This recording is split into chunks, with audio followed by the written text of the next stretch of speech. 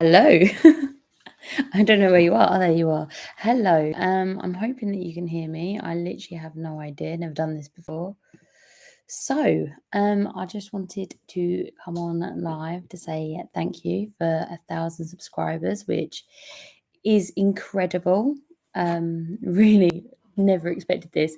I was just actually saying to my partner that I said like a while ago, if I ever get up to 1,000 subscribers, I'd do a live stream. And then I said to him literally 5 minutes ago, I was like, I have no idea what I'm going to be doing in this live stream. And he was like, oh, yeah, haven't looked into what you want to do. I was like, no, of course I haven't. I never thought I'd get to 1,000 subscribers. And suddenly it's here. So I was expecting it to be, like another few years before I got to this point, which is just, it is shocking. It is crazy that I got more than one. I always say my partner was the first one who subscribed to my channel. Obviously, I subscribed as well because you can subscribe to your own thing. As I was expecting two, but no more than that. So it's been absolutely crazy. But yeah, I'd like to just say thank you to everybody that came on and did all of that. So that's incredible. So thank you. In terms of the allotment, we've got two allotments now. That's kind of like our limit where it comes to how many allotments that we're actually allowed to have. So two is the actual limit. But we are allowed more chickens. That's where I've just been right now. Been down in the garage looking at our eggs that we're hatching, hopefully, fingers crossed. Hiya, you all right? How are you? Fingers crossed we'll have some chickens come on Wednesday this week, which will be really, really cool. So yeah, so we can actually have another 6 chickens, which would be really cool. So yeah, hopefully we will be able to have those come on, and maybe have 12 altogether. We're not 100% sure yet. Perhaps we'll do some other different types of birds. Another thing that I'm thinking about, in not in the distant future, but like coming up, would be having bees on the allotment. Quite a few people are allowed bees, so that is something that like is very, very exciting for me. How many eggs per week will new chickens provide, or do you have to raise them for meat? So it depends. Once they get up to around about 7 months, they start laying eggs. Now, the eggs that you'll get initially are a little bit like misshapen and erratic. Sometimes you get really soft eggs. But basically a brand new chicken should give you roughly about it should give you one egg a day for the first few like a year of its life. I have 6 chickens, so I get 6 eggs a day, which means that we have like tons of eggs, absolute like buckets of eggs, which is really good, obviously. But after its first year, the amount of eggs that you get will staggeringly go down. So it will go from, say, 6 eggs, 7 eggs a week to about four or something. Yeah, it is really nice. It is really nice. And there's literally nothing better than having fresh eggs. I think they're amazing. The only thing I'd say with fresh eggs, and this was like a big learning curve for us when we got our first ever eggs being fresh, was that that the eggshell doesn't really come off of a fresh egg. So if you are doing boiled eggs, which I absolutely love, I've actually just boiled some eggs. You want to use the older eggs before you use the younger eggs for boiled eggs so that the shell comes off a bit easier. I find that to be like the only thing that's like a little bit different from shop bought eggs to um, eggs that are from your own chickens, basically. But if you've just got them and they're going to be next March having some more eggs, then that'll be absolutely amazing. And just make sure that you keep up on the what's it called? The oyster shells, because if not, you get lots of soft eggs and you don't want one of them eggs breaking inside the chicken, because if that does happen, then you will have an issue with the yolk going all over them and they will get quite sick. With my ducks, it's a particular problem with soft eggs, but yeah, it does sound gross. And it can be fatal. So it's one of those things you do have to watch out for. So if you, at the beginning, it's okay to get soft eggs, but as it goes along, you want to make sure that you have enough of calcium basically in their diet. If you're feeding them a layers feed, just make sure that you're giving less treats, shall I say. I tend to give them loads of scraps, but nothing more. Lots of people give too much of the scratch, and that can be a massive issue with soft eggs or lack of eggs. And if you notice that the amount of eggs that you're getting drop, it's because you're giving them too many treats. I have a friend with some really quite young chickens, only about a year or two, and their laying will drop dramatically if they get treats. So just bear that in mind. I always sound horrible when I say that, but it is makes them more healthy. As my victory sip. So if you do have any questions, go ahead and put them in the chat and I will probably ramble for a bit because this is really nerve-wracking. Feels like, I don't know, nerve-wracking, I should say. But yeah, go ahead and do that. That's absolutely fine. I don't bite. But yeah, I was talking about bees before. So bees are probably the next, I was going to say animal. Are bees animals? Not sure. So that's the next thing that I'm going to kind of go on to at the allotment anyway, if I get permission. Quite excited about having bees because we do absolutely adore honey and go through a lot of honey. And it'd be really nice to have like our own honey to have. Be like a bit of an adventure. Be quite, yes, bees are animals, not plants. We're definitely not a fungus. Yeah. Yeah, but when you say animal, you think like mammals, really, don't you? We are allowed rabbits on the allotment. That is something I am thinking about, but I'm not sure whether or not to get rabbits. They are so cute, aren't they? And we got lots and lots and lots of wild rabbits. And myxomatosis is a big issue on our allotment, like most things.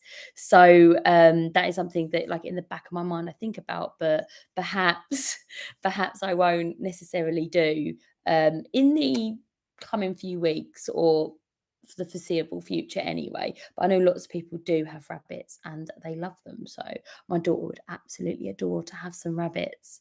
But yeah, at the moment, I'm quite excited about having tomatoes.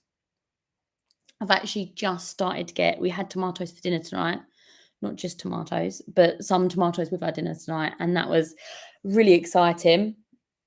They're still not 100% ripe, but we ate them anyway. Like, oh, we haven't had these in ages. So that was really exciting. But yeah, just planting cabbages, waiting to see what the summer brings, because I think the spring was quite slow this year, I have to say. I have noticed that the spring this year, I feel like it's really hung on. I don't know if you guys feel like that too, but my eggplant aubergines are really small. They're only like this big. Congratulations, you have a small green ones outside. Wow, USA. Green. Oh, I'm guessing green tomato. That's amazing. I can't imagine zone B, 4B and 5A. That must be quite up north, right? Because we are 9A, and I know that's similar to, say, North Carolina. Oh, awesome. Awesome. That I was right, yeah, up north. My geography of America is probably quite shocking. I've only been there the once though, so but yeah, it must be very different growing in that sort of climate because it's much colder and you get really harsh winters. We got down to -6 this year, and honestly, I was like, "Oh no, we got like this much snow." It was crazy. And awesome. My appreciation isn't great either. Oh, okay. So your geography of England is not so great as well. Brilliant. Well, I'm near London, so that's like where the UK kind of has a hip. I'm like there-ish of the hip, so if that helps. But my geography is probably not that great either of this general like location. I've probably travelled abroad more than I have in the UK, but yeah, it must be very different there. I know it's very different here. We're struggling with things like peach trees. Never grown that before. That was an interesting endeavour this year. I got leaf curl, but yeah, it is interesting because we have a warmer climate, but our warm period kind of stops about October. Then it gets cold, not cold, but dark. And then it gets cold. In like our first frost is roughly about December-ish. Sounds like a really long growing season, but it's not. As soon as you get to like September, there's like a week's grace, and then it's raining continuously all the way up until like May. Yeah, like, but you can't really grow anything because of the light conditions. So it does sound like a really decent growing season. Like if someone said to me, "Oh, I can grow up until December," that's amazing. But we're more, as soon as like October comes, you're storing vegetables all the way up until the next year when things starts growing in spring. Greetings from Phoenix, Arizona. Hello. Must be very different in Phoenix growing wise. I know that you guys, isn't it quite desert like? I'm going to completely embarrass myself when it comes to all my geography here. You're like, no, it's very cold. Opposite, yeah, opposite climate. I can imagine it must be quite different there. It's very interesting thinking of all the different climates and all the struggles that you guys have. I've seen about because obviously on YouTube it suggests loads of things from America. And you guys have these things called hornworms, is that right? And they eat all your tomatoes, which is, I don't know, we don't have anything like that. 108 today. Is that Fahrenheit? I hope so. I hope it's not degrees. I don't know what that is in degrees. I'm gonna Google it. It's gonna oh, I'm just gonna cough. So I don't know what that is in degrees. You see, I'm old money, I am. So 108, 108 Fahrenheit in degrees. And then oh wow, 42. That is warm. Wow, that is warm. Goodness. Today, I think we got up to 30 the other day and I was melting. I was just like, what is this weather? Yikes, stay safe. Yeah, drink loads of water. Honestly. I don't know what I'd do. If 42, that'd be ridiculously high. Like, we're in 23, 24-ish. We got up to early 30s the other day and I melted. I was like just a puddle on the floor. We grow all year long. Wow. Do you have frost where you are? I sorry, I don't know very much about the area, but I'm assuming no. Because we can grow all year, like I was saying, but like at October, we're more store in the ground until and harvest what we want until spring. If that makes any sense. You get used to it. Yeah, I bet you do. I bet you do. It's like when you go on holiday, isn't it? Like the first few days, you're like, oh my goodness, it's so hot. And then after a while, you're like, actually, I could probably live here. Must be amazing though. How's water out where you guys are? Or is it not what I've got in my head, like deserty? We get about 3 days of frost. Is it like the hard frost where like I love that, don't you? You know, when you get the cross frost around the like cabbages and stuff, it looks so beautiful. And as you walk across, it goes that's my impression of frost. I love that. I think it's really beautiful. I know that whenever we get frost out in the garden, I'm like taking loads of pictures of all the frost on like the leaves and things. Hi, hello from Essex. We're neighbours. I'm in Essex too, Kimberly. Hello from Essex. I say London because then people like understand, but I'm like that bit of Essex where London kind of came out and Essex stayed where it was. So I'm like London Essex.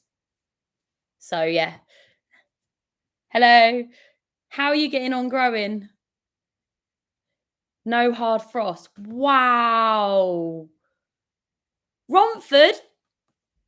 No way. You know the pie and mash shop in Romford? I used to live above there. Love pie and mash. The absolute best place to get pie and mash. Just FYI, if you're in Romford, don't remember what it's called, but there's a pie and mash shop near Angel Lane, Angel Road car park, I think it is. Absolutely amazing pie and mash there. Wow, that is amazing. I actually grew up stone's throw away from you. Wow, that's amazing. Out of all the people in the world, that's really cool, Kimberly. Have you got allotment yourself, or you got a big garden or anything like that? Let us know. Not that I'm putting pressure on you. Um, yeah, there probably is. Yeah. We if you don't know what pie and mash is, guys, pie and mash is well, a pie that's made out of minced meat, minced beef, no fruit in this one, and gravy, and it's in a suet pastry, and you have it with liquor, which is fish stock with parsley in it, and you have it with mashed potato. It's really good. It sounds gross. I promise you, it's really, really good. Pie mash up. Yeah. I know about pies, but mashed potato. We're talking about mashed potato. Wow, second year having an allotment. Congratulations. That is a big, big, big, big achievement. So that's amazing. Well done. I'm on my second year as my second or third, I can't remember. Pie and mash is very nice. Yes, it is. You got to have liquor though. You got to have liquor. It's all about the liquor. Yeah. No. It's not like a shepherd's pie. A shepherd's pie has carrot and onion and stuff in it. This is literally just minced beef, and gravy, probably a bisco just chucked in there. And then the mashed potatoes on the side, but it's wrapped in pastry kind of thing. I'm not really describing it really good. Shepherd's pie tends to be with lamb as well, which is slightly different. Um, Cottage pie, which is the same as a shepherd's pie, but with beef, but it has the potato on top, which is delicious. It's actually my partner's favourite meal, and it's absolutely amazing. Really is. So yeah, what? How many years have I had my allotment? I think it's 2.5 now. I want to say 2.5. I can't really remember now. First year with full use of my allotment because it was so overgrown. Oh my goodness, Kimberly, I'm the same. I feel like every year I'm getting that little bit better at using my space. I was actually thinking about this the other day when I was on the allotment, filming what you guys haven't seen yet for tomorrow. And I honestly making me hungry. Sorry, I live for food, so you have to bear with me. But yeah, I feel like I haven't made the best use of my space yet. I feel like I get a lot of food, don't get me wrong, but I feel like every year I'm like, oh, maybe I could do this a little bit different. Maybe I can put these a little bit closer together or whatever. I feel like it's always going to be like that, though, isn't it? Every year you get a little bit better. And I've got like, I'm in that wedge of, do I grow things to save space? Or do I not bother because I know that they grow better in certain ways? You see what I mean? I love food too. Honestly, I'm one of them people that I will just honestly just talk about food all the time. I love food. I can use my space more effectively. Yes. Always a goal. Yes, definitely. I'm like trying to get like that. At the very least, I'm trying to get like that. It is difficult. Especially when you're starting off in a new area. The perennial weeds are really killing me. Slowly, just like popping up. I actually had to go in there and take down some docks. That sounds really dramatic, doesn't it? Take down some docks with my hoary knife, like waving around like a javelin. I had to cut them out because they're going to seed.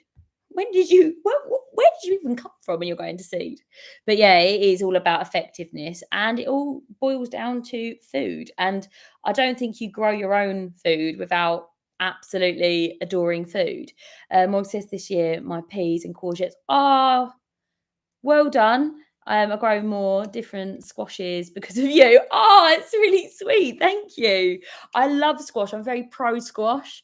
Um, I say that really loudly. My family hates squash, and I'm very, very, very, very well known for hiding squash in all their food.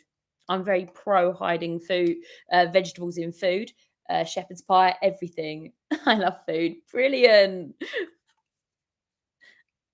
I'm not the only one, which is really good. Like in the real world, I do find that when you are talking to people, they're like, I don't really care that much about food. Why do you keep going on about it? But this is awesome.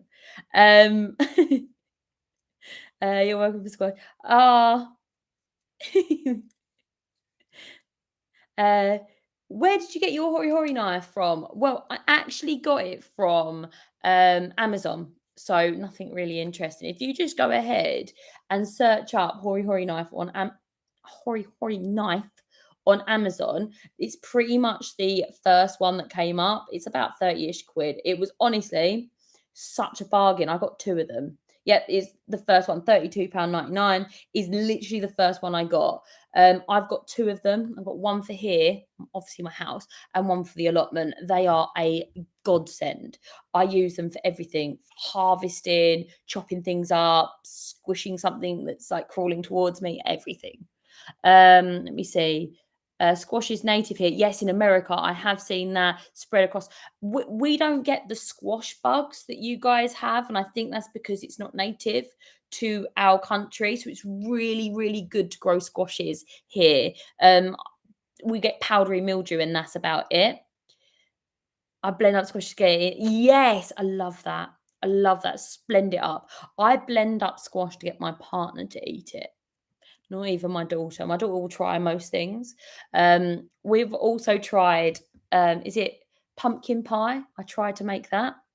Um, I don't know if I'm doing it. It tastes nice. I don't know if it's any. I don't know if anyone from America will be like, what's that? It's not pumpkin pie, but I do try to make it in desserts and things like that. I really want one, some difference. Yes, yes. The hori hori knife is amazing. I use it in everything from like just today I've used it to plant things out, to cut in the stem of a cabbage because they're really tough. You just use serrated side. I literally use it for everything. It cuts through black plastic. It is absolutely amazing. I should really be like change my job to selling them. They're amazing. And the reason I got it is because I literally walked past someone on the allotment using it. I was like, why are you stabbing the ground with a knife? And they were like, oh my goodness, if you don't know what this is, it's amazing. And they're so strong. You can do anything with them, which is really cool. I do like that. So I'm reading. I'm a bit slow reading. If I've missed anything, do apologise.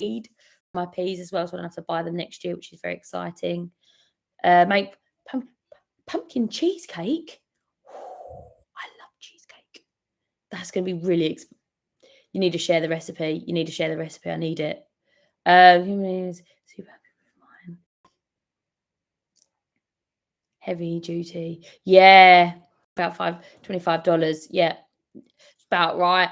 Honestly, it's something that you get a sharpening stone with it. I have not actually got the cover. I don't know what that is. That's me sharpening it. I haven't got the courage of sharpening it yet, but I will because my one at the allotment is a lot older than my one here, and it does need to sharpen. But the steel is so strong on it, which is very exciting. And I'm going to take the sharpening stone and give it a go. I think you're meant to do it wet. I haven't looked into it yet. Really excited about it, having it nice and sharp again at the very least. I use it for literally everything though. It's like a Swiss Army knife. In fact, I've got one of those. It's actually I call it my gentleman hardware because it's engraved on the side saying gentleman hardware.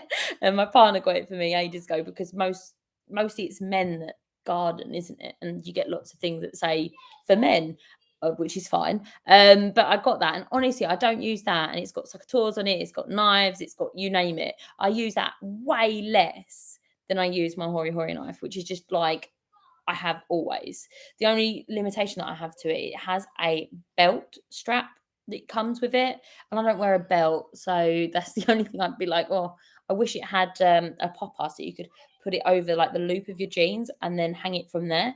But that's the only limitation that I found on it. Everything else has been quite good, to be honest. But yeah, I'd definitely go forward and get probably a couple more, just so that if anyone comes over and helps me, I'd have even more to like, you have a hoary hoary knife, you do, and you do, woohoo! Especially when it comes up to harvesting, because it's absolutely crazy when you've got two allotments pumping out food. Coming up to harvesting season, it can be very intense. Only in the garden, I haven't heard that. Have you not? Whenever you look at like, if you type in like gifts for gardeners, it's always like granddad's plot. And in my allotment, I don't know if it's the same as yours, but like most allotmenteers are male. I think I googled it the other day, and it was like um allotmenteers in the UK anyway, so it like it could be different country to country, are averagely 61 and male. Lots of the men down in my allotment are male. It's so funny because I was there we've got a muck heap where we keep all the horse manure and things like that, and I'm like shoveling it out, putting it in my wheelbarrow, and one of the other allotmenteers come down, and I'm like, oh, where's your wife, like shoveling this out? And he's like, oh, she hasn't come down today, I'm just shoveling, so it's not really appropriate for a and I'm like, for a woman, as I'm shoveling away, yeah, we can do this too. Yeah, he definitely keeps us out of trouble. Definitely. I don't have time to get in trouble anymore. I get down the allotment, I have to do at least an hour down there every single day to keep up on the weeds, etc. So I definitely don't have time to do anything. So if I did, I'd probably use that time to probably buy seeds, because that's probably my biggest weakness, is buying seeds. I've got so many that I'm trying this year that I'm so excited about. Like what is it? The Crown Prince, which is, you probably know this better than I do, but it's a type of winter squash that's quite big. And it's apparently, I've never tried it before, and I'm so excited. What are the new crops? So I've got that one. Excited. I have a few more. I think it's called Spring Hero, which type of cabbage. I'm always very excited about having anything that overwinters. Are you doing Crown Prince too? Is this your first year? The name, I like the name Crown Prince. It's very royal. Yes, isn't it? And it's so pretty. I don't think they're huge. You can wear it as a hat. And apparently they store really well. Like the longest storing squash. Squash wise, what else am I doing? Doing the potato squash again. They're amazing for baked potatoes. They're really good. Japanese squash. Oh yes, what are they? Onion squash, aren't they? I think that they're onion squash. I'm doing one of them as well. Oh, and sweet potato squash, which is called delicata, dela delicanta, something like that. I'm really excited about them. But one of my, it's American, things that I'm trying to grow, and they grow really badly in the UK, but I'm growing sweet potatoes. So I'm really excited about having sweet potatoes. They last really well and they're super yummy. So I have the sweet potato squash and I have sweet potatoes, fingers crossed. Actually, I've had such bad luck with the sweet potatoes. I had a mole that kind of like dug them out and like just put the mound on top of the sweet potato, and I dug down like, no, it was dead. It was awful. I was so gutted. I grew different types of squash last year. Patty pan, love a patty pan. Oh, you wasn't impressed? Do you know what? The first year I did patty pans, they were absolutely awful. The second year, I had so many patty pans, I didn't know what to do with them. Like, they outperformed my courgettes massively. Yes, the Italian one, I think it's around the market. Haven't tasted it. Oh, I hope it's nice. I really do. I really want to grow sweet potatoes. Well, you can see if they're worth growing. I heard that the Japanese variety in the UK are like the ones to get because of our long but short growing season, because we have to harvest about October. and we can't plant until May. So I've heard that they're good. At the moment, my plants are like this much in diameter, which is worrying. But everything feels really stunted this year. Sweet potatoes are a goal for 2024. That is an awesome goal. I'm hoping that I can say, well, 2023, I grew sweet potatoes. Probably not. Probably I'll grow sweet potato out of something like 10 plants. I've lost 2 plants already. But like literally act of God has happened to them. It's a little bit like when I have blueberries. Blueberries, it's like acts of God that kills my blueberries. It's not even something that I do. I make like beautiful homes for these blueberries. And I'm like, oh, I love you guys. Please be okay. And then a football will come and just snap the stem. And I'll be like, oh my goodness, it's not even a gardening problem. That's what's happening with my sweet potatoes. Have gotten together and asked me not to grow any zucchini. Yeah, there's that thing, isn't there, that round zucchini or what do we call it? Courgette season. You have to do up your window or your car, you get a courgette through. Do you know what? I made zucchini or courgette powder. Oh my goodness, it takes all of them and you put it in everything throughout the winter. That was amazing. And then you don't get, because when you freeze it goes really liquidy. You don't have that. And you just put like a tablespoon in whenever you make anything. It was great. It's how I tricked them into eating squashes. My neighbours have got, oh, I read that one. Blaming God. Yes. My major for was growing strawberries from seed. I found that's how I found your really. That's amazing. That's amazing. Hi, you right? Nice to see you here. God, my voice is going now. I gave it away last year and they're still using them. Yes, I think they're amazing though. They're really diverse and amazing and wonderful fruit, really. But you do get sick of them, don't you? That's why I got to the point where I was just like running my dehumidifier 24/7. I've got it on now, so it'll be on now all the way up until probably the end of October. And that's how I kind of deal with that. And I get a big glass jar. I don't know how many gallons it is, probably like 2 or 3, and I fill that up with powder, which takes a lot of courgettes. And then we just use tablespoons of that throughout the winter. Awesome. Awesome. We give away tons and tons of food, especially when people come over and help us out in the allotment. I'm kind of like, take this and this and this because you get so much, don't you? You have abundance, especially this time of year. I've just done my potato harvest as well, so I feel very, very abundant in potatoes right now. I feel like it was a good potato year so far. I've only harvested 1 bed out of 3. So I don't really know what I'm talking about yet, but I'm quite excited about it being a good harvest this year. I'm a little bit worried about my peppers and my aubergines, all my like what I call the warm weather crops. I'm a little bit worried about. Carrots this year have been, as always, absolutely useless. I'm starting to believe that carrots are grown via witchcraft. I'm sorry. If you can grow carrots, then I don't know how you do it because I honestly can't grow carrots. So I had terrible luck for years. I mean, like 5, 6, 12, how many years, right? And then last year, I don't know, like literally the moon and the sun aligned, and I had an entire bed. I thinned carrots for the first time in my life. I was like, goodbye, carrots. I have too many of you, and they need room. And now I can't get a single seed to germinate at all. I just don't understand it.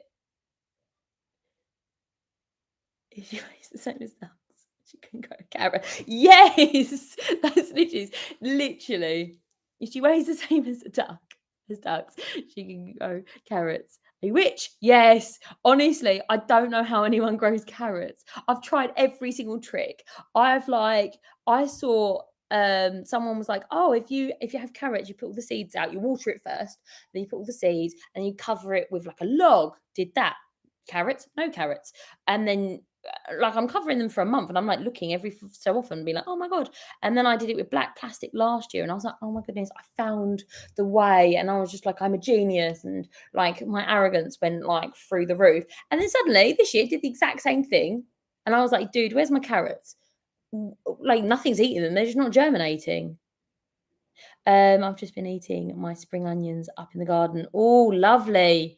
Spring onions. I love my spring onions. I've just done some blood red spring onions and some purple spring onions. I can't remember what the purple ones are called though, but the other ones are called Holland red blooded or something like that. I love them.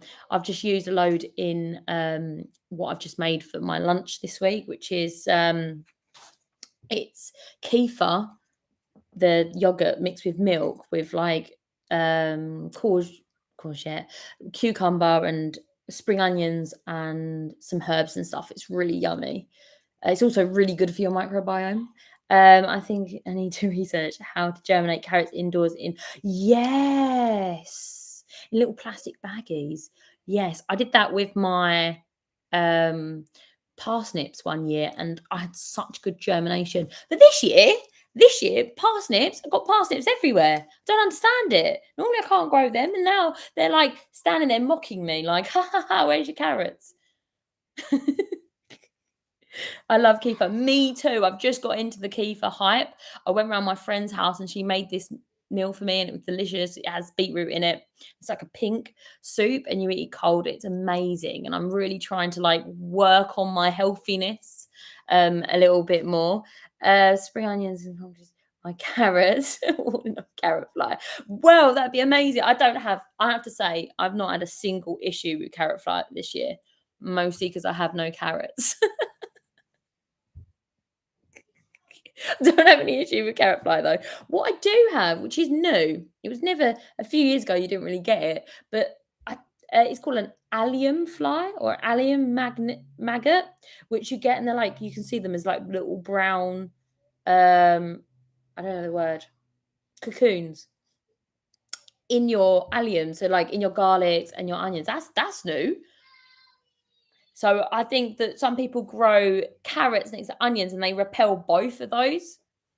So if I'm ever able to achieve a carrot, I will be doing it with onion if that's a possibility. I doubt it. I've just put in 1,000 more seeds. So that's feeding something. Probably the birds. Kefir mixed with Greek yogurt, yes, and some soup, fruit, mixed seeds. That is what I had pretty much for breakfast this morning. Greek yogurt, fruit, and seeds. Love it. We don't have nuts because we're a nut-free household because of my daughter, but I love them, so that'd be even better. Tea. But yeah. Oh, I've got some garlic bulbs from Harvest. Wow. Are you how many did you grow this year? I think we did I keep saying 160, but I think it's a little bit tad more. Every time I go down there, I find another garlic. Like, who planted you? I'm not going to complain. Oh, when I replant, you replant them.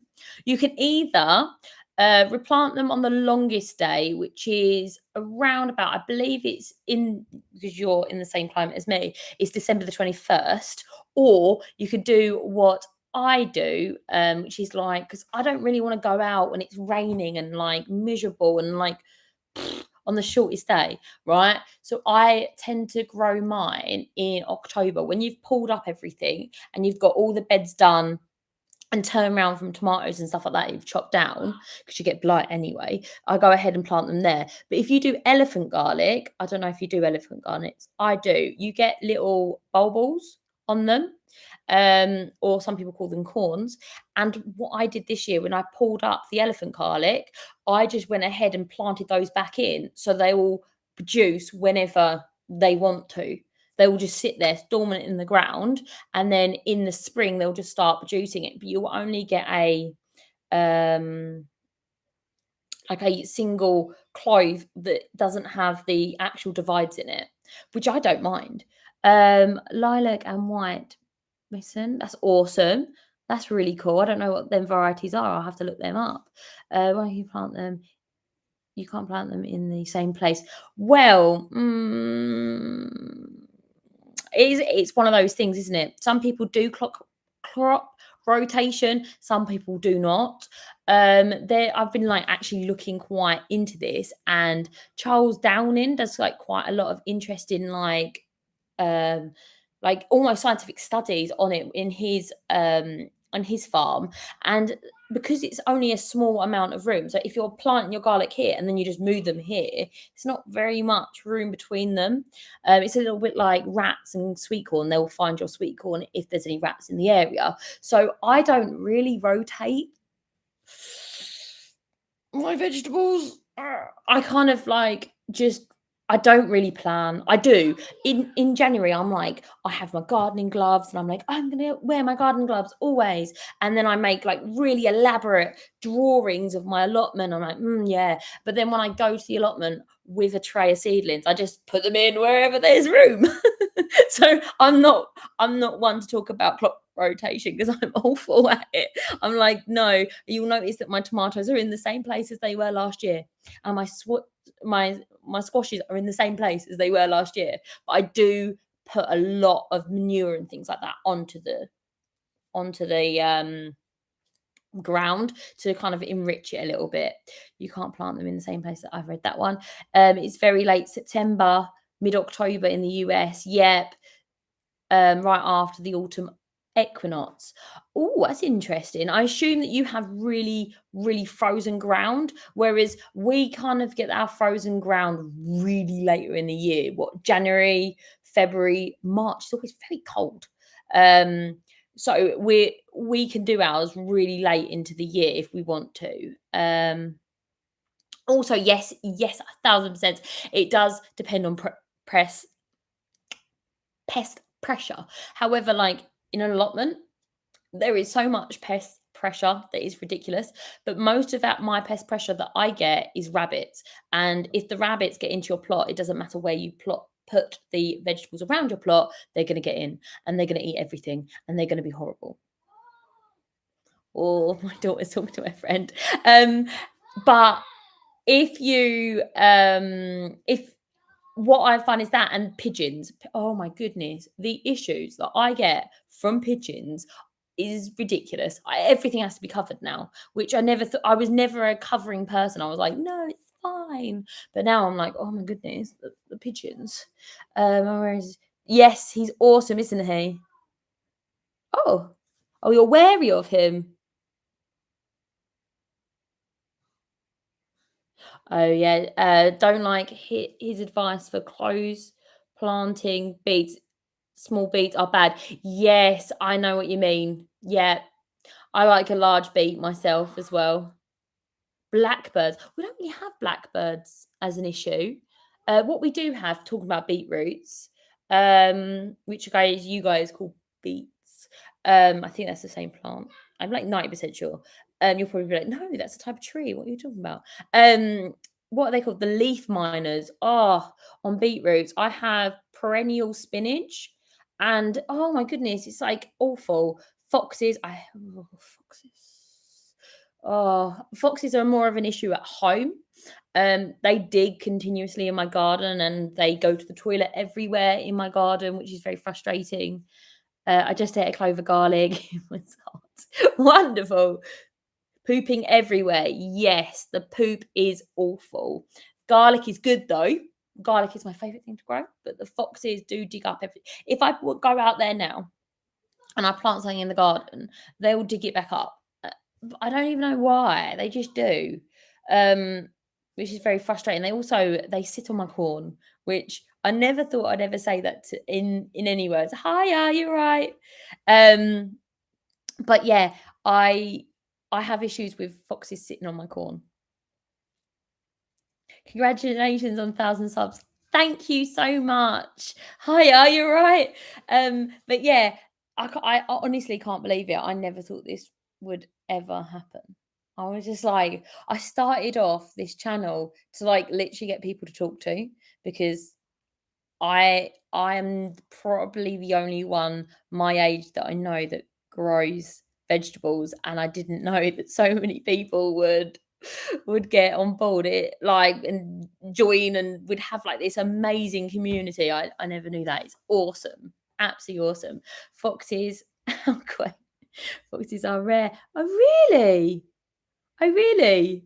That's like that sentiment just there is how I felt about rabbits. When I went to the allotment, I was like, "Oh my goodness, look at the rabbits. They're so cute. Oh, so lucky to have rabbits here, aren't we?" And then like 3 weeks later, I was like, "I hate them. I hate them all. I hate them. I hate the fact they eat everything and they eat like through stems. Why is that?" But now I've like got them out of the allotment mostly. Fingers crossed, touch wood. I like rabbits again. Um, plant our beets quite close. And the first harvest is smaller, but remaining ones, yeah, I do think that as well. Like, so when you do cluster harvests or multi sowing, like the first ones are smaller, and then you get bigger and bigger. I actually got a beet like this big the other day, which I wasn't expecting at all, and I think it was a yellow beet. I love those. They're like golden beets, I think they're called, or beetroots.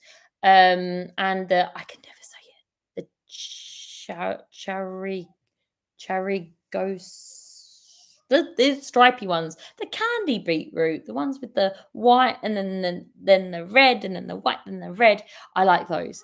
I think they're the best, but they're the ones I can never say chikorita. I just need to like go onto Google and be like how to pronounce and just memorize it, but I never do that. And I was like, I'll just say it publicly to embarrass myself. I agree. Golden. I love golden beets.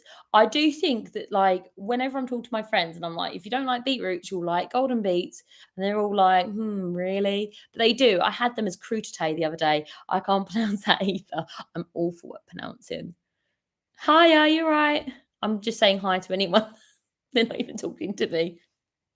Um, but yeah, I really struggle with pronunciation, especially when I do like the seed videos. I do find that that can be quite an issue. I roast them and place them in a curry. What? What the golden beets? Oh, that is just like rocked my world. That is awesome. Do you do it for the flavor or for the color? Because that would make a really vibrant color. I like it that the butterflies used to think that they were so cute. They're destroying my breast because I saw a really funny meme about that the other day where someone's watering and they're like, "Daddy, Daddy, look, there's a beautiful butterfly landing on the cabbages," and they're like squirting it with a hose. Get off! I love the idea of golden beet curry. I do too. I think that's going to be awesome. It looks, in my mind, looks like a korma or something. It's going to look amazing. I love the idea. Oh, I've read that twice. She's very excited. But yeah, I think that we all come to gardening with this idea in our mind that like we're going to work with nature and nature's going to be like, "Oh, you're gardening there. That's great. We're going to support you and help you." Whereas everything really is like, "Oh, you're gardening over there."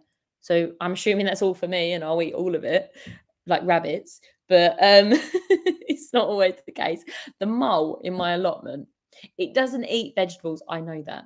It eats worms, but it is literally the vein of my existence. It has killed so many. It killed my entire apple tree.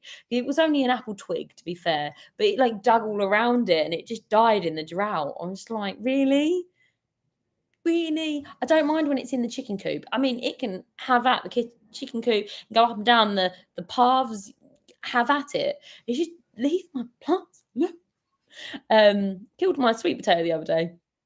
I read about 30 small, large caterpillars last year. I left the seedlings out and covered in eggs, and my son loved the butterflies. That's lovely. I've covered them this year. No more. Oh, I actually, whoops, Daisy, it's my phone. I actually left my 2 cabbages at the front, like overwintered from over here. And I was like, oh my goodness, that's amazing. Like the caterpillars haven't affected it at all. That is really cool. Oh, I've obviously like there's no caterpillars this year. Isn't that amazing? It's wow. And I've done nothing. I'm just God's gift to gardening, obviously. Ooh. Anyway, I cut it open today and I literally cut it hollow. So they've all gone inside and ate everything. And I was like, why didn't I cover it? Why didn't I cover it? It makes so much sense that I'd cover it. But yeah, oh well. I had 2 cabbages like that. Everything else has been covered. It's just one of them things, isn't it? Every so often you're like, why am I doing this thing that's obviously very important? I'll just try not to do it. I've covered everything this year, from cucumbers to cabbages to you name it, kohlrabi, everything's covered down the allotment. However, all my little seedlings aren't covered, which are probably transporting the most amount of cabbage, um, butterflies with all their eggs down the allotment, then trapping them in with my brassicas. So that'll be a fantastic idea, I'm sure. I love a tea. But yeah, I'm really excited about this year. I'm really hoping it goes well. I've just made my first lot of sauerkraut as well, which is really good. I don't know what I like. I love sauerkraut. I think it's delicious. I think it's wonderful. I really enjoy making it. But one of my things I like doing the most is like getting people to try it for the first time, because I'm like, oh, it's really good. It's called sauerkraut, and they're like, what is it? And you open up the jar and they're like, but after a while, they agree that it's nice. In a sandwich, it's amazing. Nick, I'm going to sow some purple queen dwarf. Yes, they're amazing. Some lettuce and some Paris silver skin onions later. I've done the silver skin onions. I didn't get them very big. I only got them about this big. That could be just because I did them wrong. But yeah, I got them about this big. They were delicious. I actually ended up pickling them all and they were lovely. The purple queen dwarf beans I've done. They're amazing, aren't they? What I like the most about the purple ones, they're so easy to find when you're picking them. In my back garden, I've got a whole bed of them. I'm hoping to get loads so we can stick them in the freezer for next year. My daughter is fine. She's playing with her friend. She's not being tortured, I promise. How do you do your pickles? Pickle syrup. That's a very good question. So what I do is I do a sweet pickle, and off the top of my head, I think it's a 50-50 ratio with vinegar and water, and then you do so much sugar in it. Can't remember off the top of my head. I have the recipe written down. And then I always, because I have a thing about dill, and I put a much dill in there. It's basically pickled dill and pickled garlic. And then if I have room, I'll put some pickles in there. Apparently, though, this year I'm going to try grape leaves in gherkins, which are pickled cucumbers.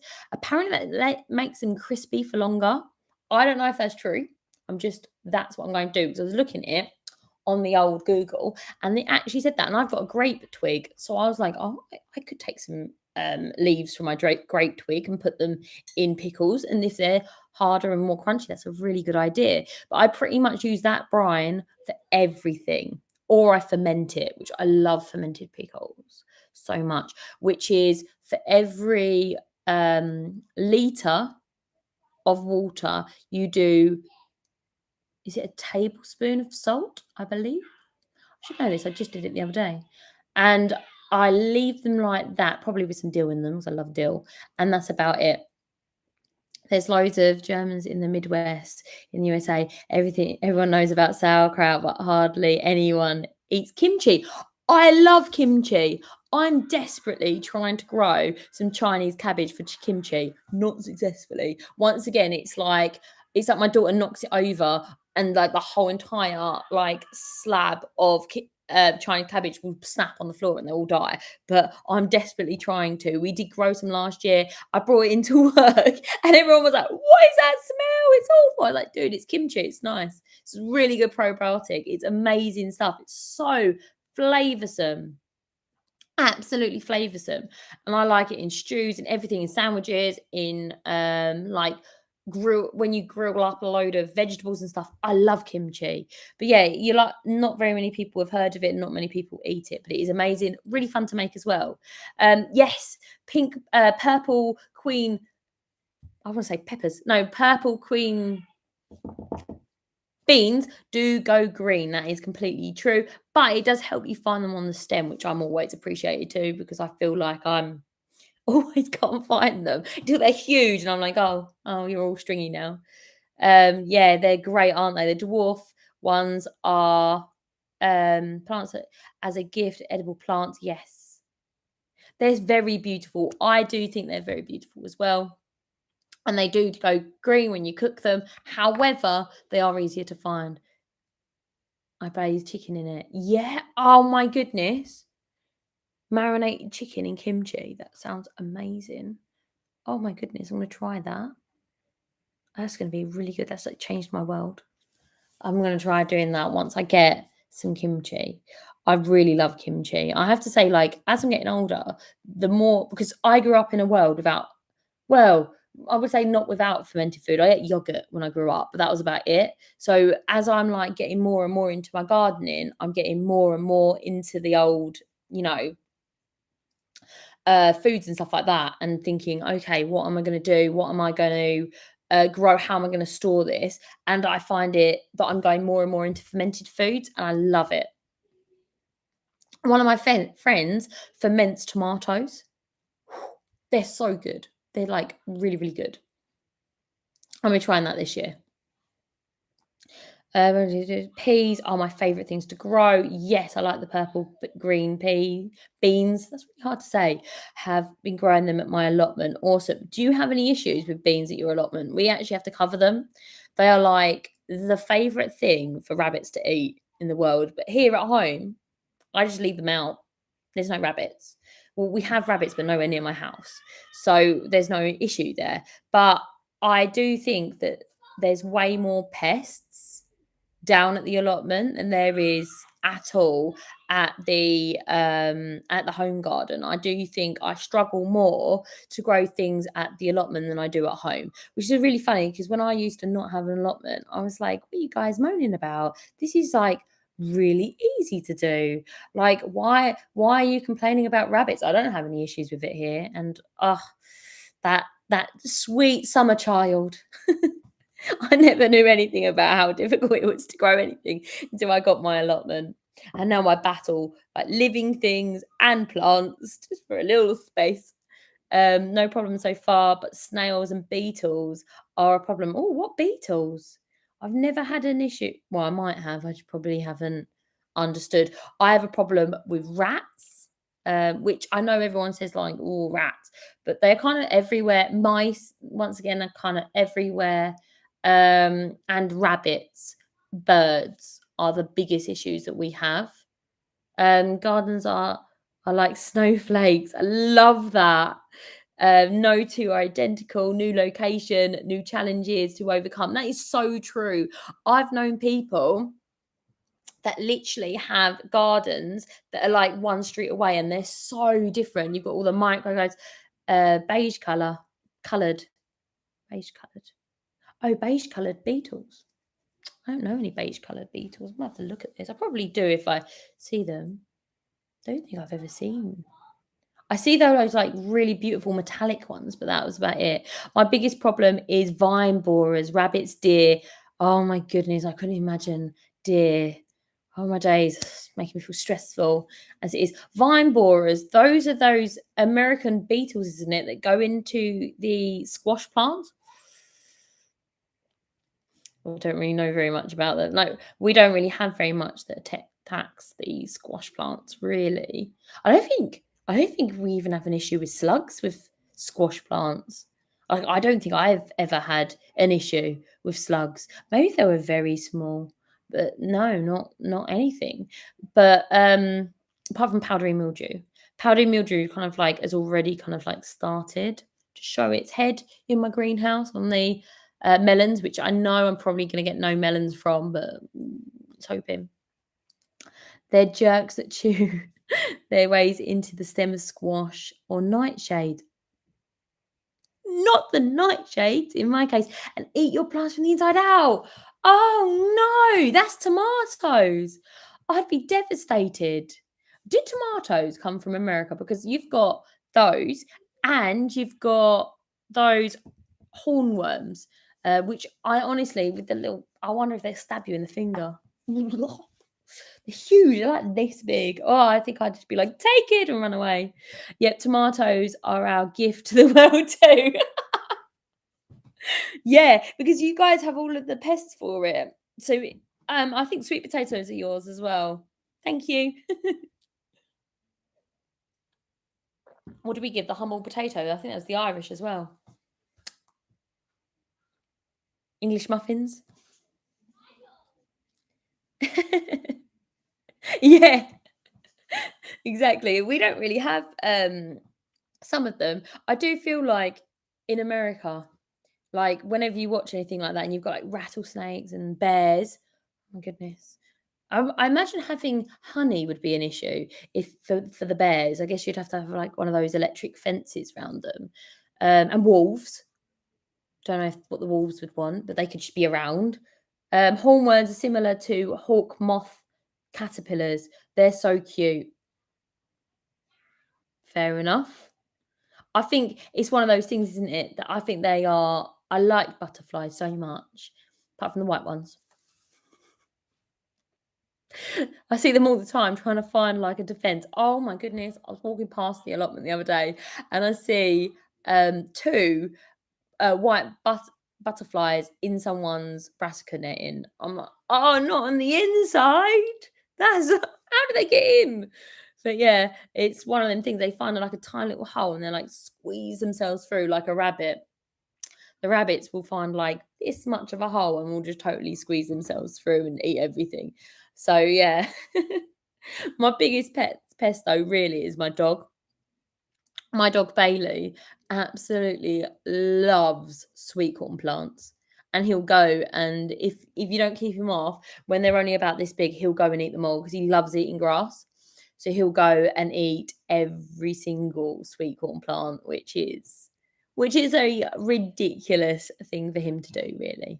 He's asleep just over there.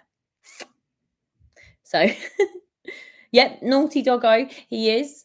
He's a lovely doggo, but he's only about a year old now, so he's kind of like learning the ropes of being a dog. Really, he's like, why can't I eat all of the sweet corn plants? Why does she get angry at me then? She doesn't get angry when I eat the grass. So it's a learning curve, isn't it? Bless him. But he's so big he could just jump over the little wall little fence that we've got put up. But hey ho, bless him. He's getting better. It's nice to eat so many vegetables. I've never had a dog that's so like enthusiastic about eating vegetables before. Hi, you're right. You have to shoot now. No problems. Thank you so much. On 1,000 subscribers. Thank you. Me too. I do. Thank you so much. The tiny garden. Thank you. That's very sweet. Thank you so much. I can't believe that I got that. I don't know how to pronounce your name. I presume it's like DLR 978. Thank you so much. Now I'm thinking, was it D or B? Thank you so much. I literally can't believe it. I'm shocked. Literally shocked. I was said this already, but I was saying to my partner, I was like, yeah, when I get up to 1,000, I'll totally do a live stream. And I'm glad I did it because I was so nervous. I got shocked by the electric shift years ago. It really hurt. I can imagine it does. Oh my days. I don't know. I don't even know what I'd do. I'd probably just start sobbing. To really be taken from a license plate in a movie. Oh, really? Ideala's play. I never knew that. I don't think I've ever seen Fargo. Maybe I have. I have to ask my partner. He's the one who controls the TV at night time. But yeah, it's really cool. It's cool that you remembered it. I know they do that in what's it? In Pixar, don't they? They use room. Is it something A, isn't it? I can't remember off the top of my head. But yeah, they use that to like in all of those. I think it's quite sweet. It's a nice little tilt of the head to something, isn't it? It's lovely. But yeah, oh my days. I can't believe how it just blows me away every time I think about how many. I mean, it's amazing. I can't believe I got up to 1,000 subscribers. It is really humbling, really is. It's shocking as well. Absolutely shocking. I literally can't understand why anyone clicks subscribe. I can't believe I got up to 3. I remember being at 73. I was at 73 for like 6 months or something like that. And I was like, awesome. I got to 73. Like I was dead chuffed. And then it just boomed from there. It's like literally it was like very, very slow, 73. And now it feels like overnight it's gone boom, which is just amazing. It's just crazy. It literally is. Yeah, it's the next one. Okay, thank you. Yeah, that would be crazy. That would be crazy. I keep thinking to myself, oh no, it's plateaued now. Awesome. Like I've done the thing. Awesome. I was so nervous to get on it. I just wanted to meet one person that was enthusiastic about garden. That would have been awesome. Wait till you get to 20,000. That would be scary. 20,000. I don't think I've even met that many people in real life. That would be bad. I appreciate the honesty. The next and the British accent. I think my accent's a little bit, so it's not like the proper British accent. I should bring my mum on and then you'll be like, that is very impressive. She speaks really nice and properly. And the rest of your garden doesn't look perfect. No, my garden will never look perfect, nor will my house. You can see, right? Do you remember it was like a year ago or something? I was like, oh, I'm going to finish painting. No, I still haven't. Still haven't. Nice to have a female gardener. Yes, for the female gardeners. It is few and far between, isn't it? Few and far between. But it's really nice to do you know what is really nice, to be honest, is having people that are enthusiastic and passionate about gardening. Whereas in my actual real life, I feel all my friends are really polite and lovely people. And I'll talk to them about gardening all the time. And they're like, and you can see they're like, "Oh, she's still talking about it. Yeah, oh, she's still going on. Yeah, no one cares about your cucumbers." But, it's not the same as someone who's like, "Oh my goodness, you grow that. I grow that. What do you think about these beans?" I love that. Gardening is great for mental health. Do you know what? I always say, like, if I'm not outside most like for at least an hour, I just get so down. Like, so what's the word? Just so downhearted. And I just like if I'm ill and I'm just like, oh, I just want to be outside, especially if I'm not well enough to go outside. And I feel I come out alive outside. I really do. Or the Greek geek loudness too. Yes. I love that. Let your freak flag fly. Love that. I love cucumbers. I really, really love those. Oh, what are they called? I've forgotten now. Lemon cukes. I really love those. I grew them for the first time this. Well, I lied. I didn't. A few years ago, put seeds in the ground and they never grew. So I was like, well, there's no point. I give up. And then I bought some more seeds and I actually grew them, and they're so great. They're little ones. I actually ended up pickling some. I haven't actually cracked into that yet, but I'm hoping that they're going to be super delicious. Don't know how well they pickle. I did it without cutting the cucumber as well, so hopefully that's done really well. Who knows? But they are beautiful, them cucumbers. I really like the different varieties. And that's something you find, isn't it? That you get tons and tons and tons of different amounts and different colours and different shapes of cucumbers that you never get in the shop. You can't go to like Asda and be like, right, I want to get this type of cucumber, because they've got like what we call the British cucumber, like the Telegraph, and that's it. And they're always beautifully straightened, like mirror images and stuff like that. Unlike the ones I harvest. Let me see. I follow a allotment Facebook group. So do I. Love it. Someone wanted to set up a Facebook for females under 35 years old. I'm the only a few years too old. Oh, boo. I would I think that we should all just be one big group of females. Males, it's all good, but it is nice, especially in the UK. You don't, especially when you go down the allotment, I feel that you have like mostly males down there. All my plot neighbours are retired gentlemen with immaculate allotments, and I mean like immaculate allotments. And there's me being like, I don't dig. I'm like this. Oh, I'm growing a purple cucumber. There aren't any purple cucumbers, yellow cucumber there. And then I'm just like, this is me. And they're like, oh God, she's here. Like the quirky of having veg in disgust, yes. And I expected about them. Do you know what? What I find really peculiar. Thanks for the love, by the way. That people grow their own vegetables and then don't want to eat them because they're wonky. Because we're like associate vegetables with being perfect. And this happened to me the other day because me and my friend went and harvested a load of potatoes. And then I was like, oh, this bit's fine. And she was like, should we throw it away? I was like, no, I'm just gonna cut that bit out. It's only had like a slug in it. It's no issue. But I think we associate it with perfection, and then when it's not perfect, it kind of like puts people off, like a caterpillar in your cabbage. It's something that we've kind of not grown to do, but it is something that to grow your own food you don't have to get accustomed to, which does weird some people out. It does. Sometimes it's unexpected about them. Yes, I like that. You know what I like? I like carrots with weird little legs. Everyone's like, oh, I didn't want them. And I'm like, oh man, I think they look better. I think they look funny. Because then they look like they have little legs. I remember car.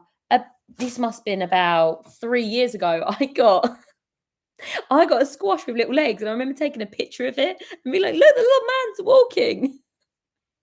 Sorry, I think I'm hilarious. Expected for good women to lie about their age and go ahead and join the group. Probably.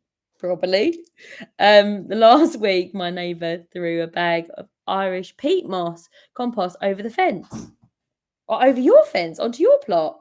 Madness. Irish peat moss. You know what? I actually believed at one point, I was like, you can't buy peat moss in the UK. I believe that because everywhere I go, it's peat free, but you can in certain places, like in garden centres and stuff. That blew my mind because I was like, why is there all this debate whether to use peat or not to use peat? Because I've never used it. If you live in a, if you do another live, please consider showing off your collection of seed tins. I will. If I do another live, I will probably do one live a week now. Famous last words. What is Irish Bay? It's because it's from there's a peat moss. There's peat moss or a peat bog in Ireland, so it comes from there. I believe there's one up in Scotland as well. So it's just telling you whereabout in the UK it's coming from. That's what I believe anyway about it. So that's why we call it Irish peat moss instead of just normal peat moss. It's like a whole a boggy bit of ground that grows it, and it grows really slowly, I believe. I've never actually been to one, so not good for whiskey. No, sadly not. That would be amazing though, wouldn't it? You know, every year we make alcohol. I don't drink myself, nor does my partner. But every single year we make alcohol, and we end up with like loads of liters of it. And whiskey is one of the things that we really want to make one day. You can actually get a still in the UK. You have to have a license for it. The license is free. You just have to have it. And we're really excited about making whiskey because, like, I really like long and complicated processes. So it's something we're really excited about. I want to grow barley for it though. I want to make it with my own barley. I'm going to malt the barley myself too. Oh, I didn't see that message. It was retracted.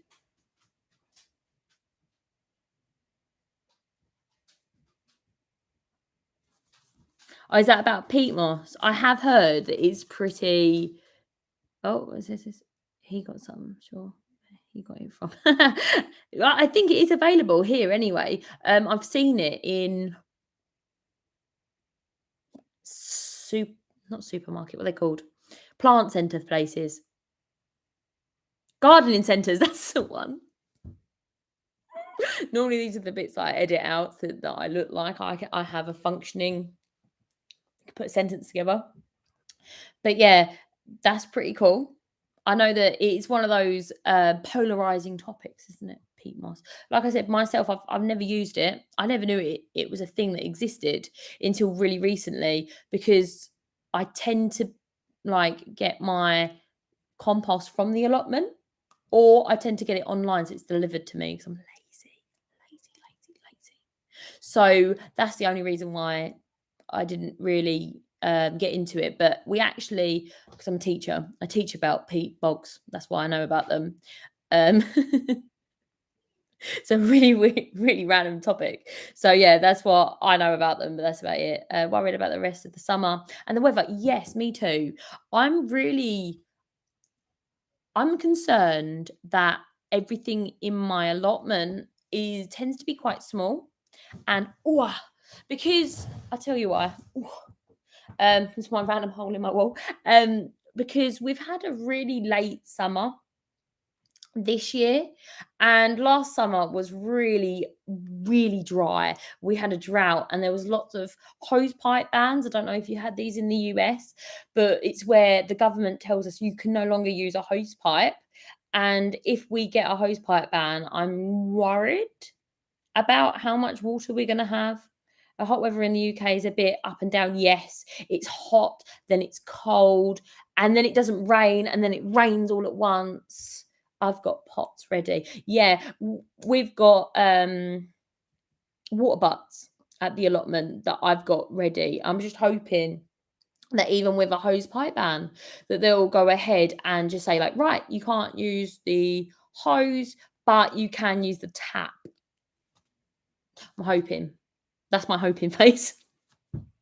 But yeah, I'm a little bit worried about it, especially as I've got birds, because I know that the last hose pipe ban, my hair meeting it, they said that you weren't allowed to water plants, even if they're vegetables, but you were allowed to look after your birds. So I'm hoping that I'll still be able to water my birds, because obviously I want them to have their best sort of animal welfare as possible. Down to earth with Jim, thank you so much. I'm very excited about it too.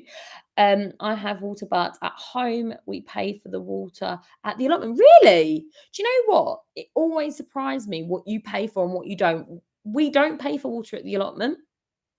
We get it on tap, but I'm assuming that it's already in the monthly bill that we pay, yearly bill, sorry. Went down to 7 here. No. Where about are you? 7? What days? I saw on YouTube the other day that some place, I think it was in Alaska, which I know is really up north, they still had ice. Ice. £10. Not bad. Is that a year or monthly? Remember to have backup water. Yeah, backup water plants. Maximize. One of my friends have a huge water tank, like my living room size. And they have it like in their floor. So they water all of their garden with that rainwater, which is incredible. But we've got loads and loads of water butts that we're going to make sure they're like brimming full and everything, so that we don't have to worry. And then we'll be obviously taking fresh water down every day for the chickens and filling up their chickens.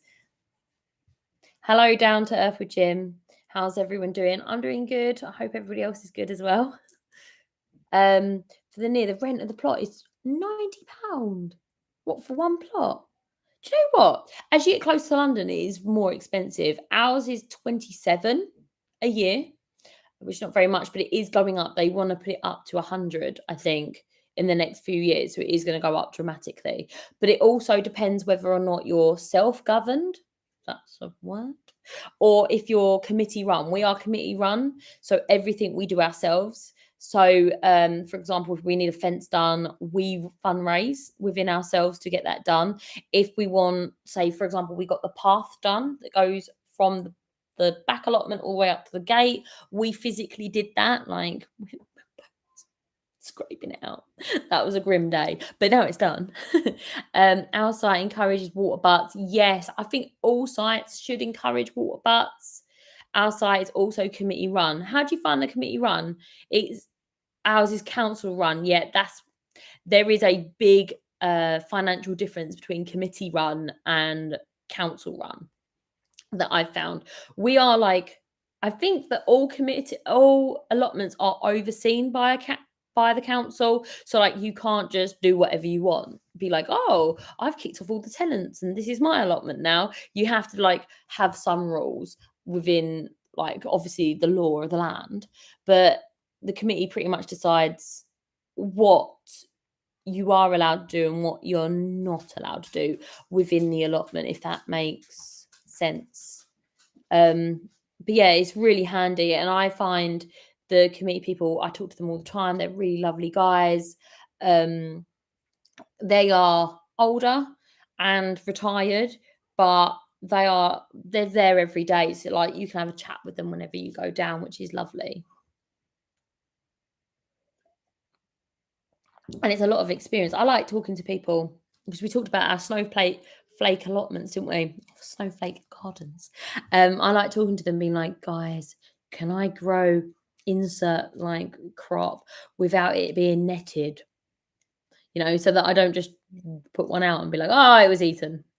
It's like my biggest ambition is to grow things and not have it all eaten in one day. We are not allowed a proper shed. What's a proper shed? We have to make a makeshift one we have to have a makeshift one to have some shelter. Do you mean one that you've made yourself, not one that you've shop bought? My shed on my allotment, I think, is homemade. I didn't make it. Our allotment is 70 years old. 70-year-old this year. They've just renewed the lease from whoever owns the allotment. Who knows who that is? And yeah, it's like a metal thing. I don't really go in there very often because of the huge spiders. I think I'd be taken. You know that bit in Harry Potter when they're like, look, and then Harry looks up. That is what it's like in my shed. Just like I'd probably be taken away.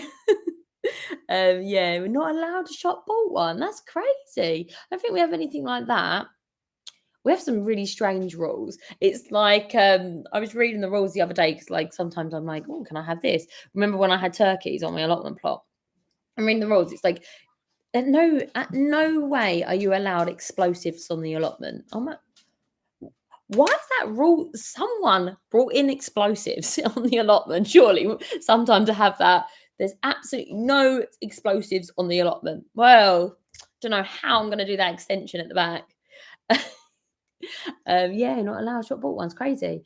So since 1953, about that, yes, just after Russian ending, historically, yeah. So here in the UK, we have to have so if 11 people go to the council and say, I want an allotment, and all the allotments are full, by law, they have to give us an allotment. So in my area, remember, I don't know everything, but I know of 4 or 5 significant allotment sites within walking distance of my house. So if there's enough people, they'll have to open up a new allotment, and then the allotment will be given 70 years. My dog's decided to play with his frisbee now. 70 years lease, and then obviously after that 70 years, if it's like, oh, nobody wants the allotment, they'll close it down again. Some people got dramatic about pests removal. I love that. That is so funny. Yes, someone got very dramatic about pest removal. Yes. I see so many lovely painted shop bought sheds. Mine is really poor in comparison. Oh, but it does the show. I'm sure it looks amazing. Bailey. It's kind of cool. Community gardens are such a thing in the US. Really, it seems to be growing, thankfully. That's really interesting. It's so interesting because, like, the UK, in my head, the UK and the US seem to be like very closely related because we watch pretty much all of our TV is from the US. So I watch the TV and I'm like, this is so much like my life. Well, not really, but you know what I mean? So similar. Yeah, cousins, literally, yes. And it's so interesting to see the differences between pests, gardening, weather, and all of this sort of stuff just absolutely fascinates me.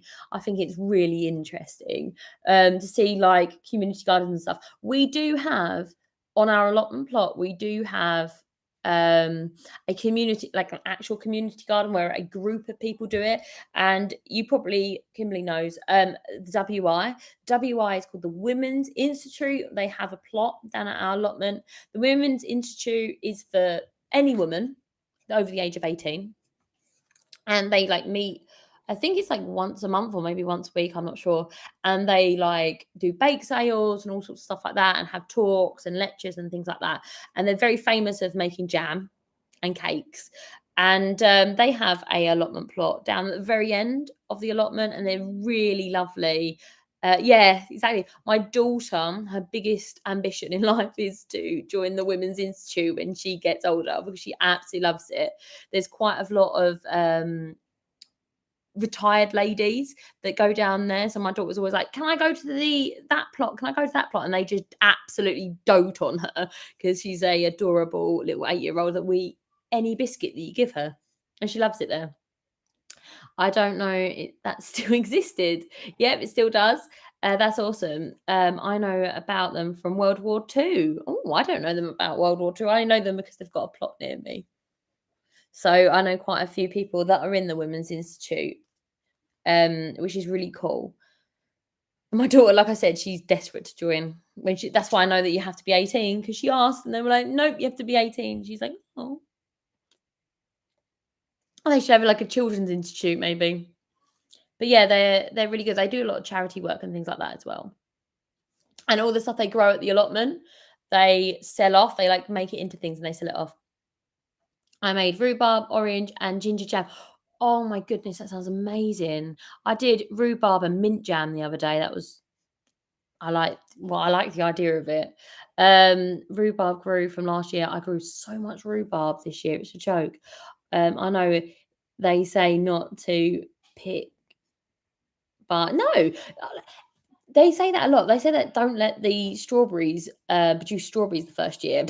I don't know who has the willpower to wait a whole year for strawberries, but I didn't. They should be junior WI. Yes, there should be. That sounds really nice. Yes, it honestly does. It sounds absolutely amazing. I like I've done rhubarb and ginger before, and I believe you went to pull the ginger out, but I left it in. Oh, I'm a rebel. Rebel. We grew so much rhubarb this year. It's been such a good rhubarb year. I absolutely smashed the rhubarb harvesting yesterday, and it took me hours to chop it all up and put it in the freezer. And I'm like, right, I'll deal with you another day. Always teaching little ones to know how to grow food. Yes, I do feel that it's one of those things. Is it easier to do things on your own? Yes.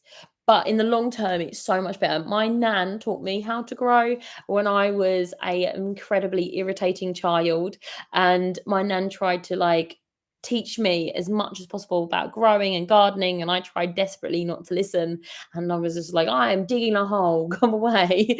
But now look at me, I benefit so much. I feel like anything that she grew, I have like a very good like idea before I try to grow it, apart from carrots, which we've decided is witchcraft. Rhubarb soup. Oh, that sounds good. Do you know what I did? I did rhubarb vodka last year, where you like marinate it in vodka. That was great for Christmas presents. I love doing stuff like that. It was really lovely.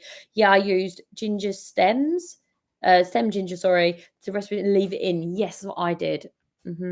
I had Lawson's recipe. Lovely. I really like the idea of a rhubarb sorbet. That sounds amazing. I really like that. It sounds really delish. Really quite exciting. I love new recipes. I have a I decided to this year I'm making those gummy sweets with rhubarb. I've just started those. I did them today, and I'm going to put them in my dehumidifier to dry them out, which is exciting. I'm always looking for recipes for rhubarb and we grow tons of it. When I was young, I worked on a farm. And it was hard work, but it must be so rewarding. I remember so many things like bringing in for my nan and stuff like that. And I feel like we shouldn't be idle. I love being active. So the more the merrier, really. And I'm trying to instill that into my daughter, bless her. She's like, this is like the first time the only time she gets an iPad. So she's very excited about that. Sounds terrible. I'm like, frisbee and iPad, stay over there. But yeah, she doesn't have it very, very much, I have to say. But yeah, I think hard work is something that is very, very good. My daughter actually puts the ducks to and from. So she puts the ducks out in the morning and then locks them up at night time. And I think that's a really good like discipline for her to learn because she has that responsibility to make sure that she does that. And I think it's really good. And she collects the eggs, by the way. Hard work is never appreciated by the young. Oh, yeah, only in hindsight, 100%. I used to think my nan was inflicting gardening onto me. But now I look back at it, I have so many beautiful memories of doing like gardening and stuff like that.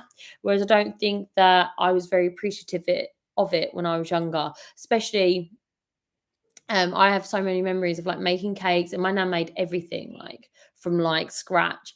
And I used to be like, why can't we just have like normal stuff, like a normal family? My daughter says that all the time to me. She's like, why can't we just buy a cake? Right? Why do we have to be the weird ones? You're like, you like it when you get older, you promise. Me and Mr. Brown have had some fun. Brilliant. Oh, on the farm, wonderful. I'm so jealous, honestly. Hello, new person. Teleanna. Hope I'm saying that right. It's a beautiful name. A childhood. Oh, I'd love a childhood farm. That is like my ambition. I'd love that for my daughter. Yeah, pretty wholesome. I bet it's amazing.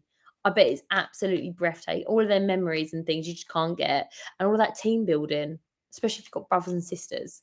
I remember so much. We used to be where I grew up, and my back garden. I had quite a nice, decent back garden, and at the back of my back garden was a very large field. And I just remember so much of going out onto this field with my brothers and sisters and running around and climbing trees and getting stuck and being like, I can't get down. They're like, you have to live out there. We're leaving you. And you had to like problem solve and ice skating over lakes that were a little bit too thin to hold your weight. Good times. Now I think about it, maybe it was a little bit dangerous, but no, it was great. And I think having that like animals and stuff was just great. I grew up with tons of animals as a kid too. Not a farm, lots of pets. So that was just awesome. Exactly. You have to solve your own problems. Loads of things that you do and you wouldn't do from staying indoors. You're outside. My daughter is like queen of sorting out her own stuff, I have to say. Thanks for the love. She has, like I said, the responsibility of the ducks and the stuff she comes out with. She was like, just let you know, they had a soft egg today, and we've talked about soft eggs earlier. And she was like, so I gave them some more of their powdered calcium stuff. And I'm like, awesome. I didn't even tell you that. She already knows how to stop the issues arising. So she's awesome at that, and she's really good. And she always remembers to put them away, which is really good because we're like Fox Central around here.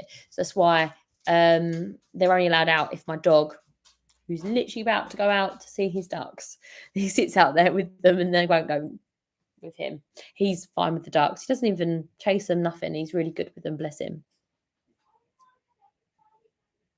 But yeah, but awesome. Hopefully she keeps taking notes, keeps notes about her success. Yes, we like to celebrate all of the small things and the big things as well. I think it's really important to make sure that you are celebrating them all so that you have, like hit myself in the face, so that she knows what she's done well. And even when she does something wrong, not wrong, but like when we say to her, like, oh, that wasn't the best way of doing something, um, she knows that she still tried, and we praise the trying more than the success, because we don't always succeed in things, do we? But we do try, and that's the most important thing.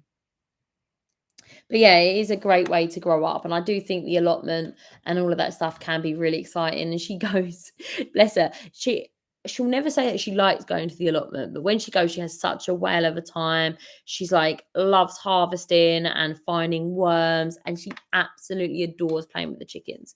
That's pretty much why we have the chickens, is so that she can play with them. She absolutely loves them. We're actually hatching out some new chickens this year. When I say this year, Wednesday.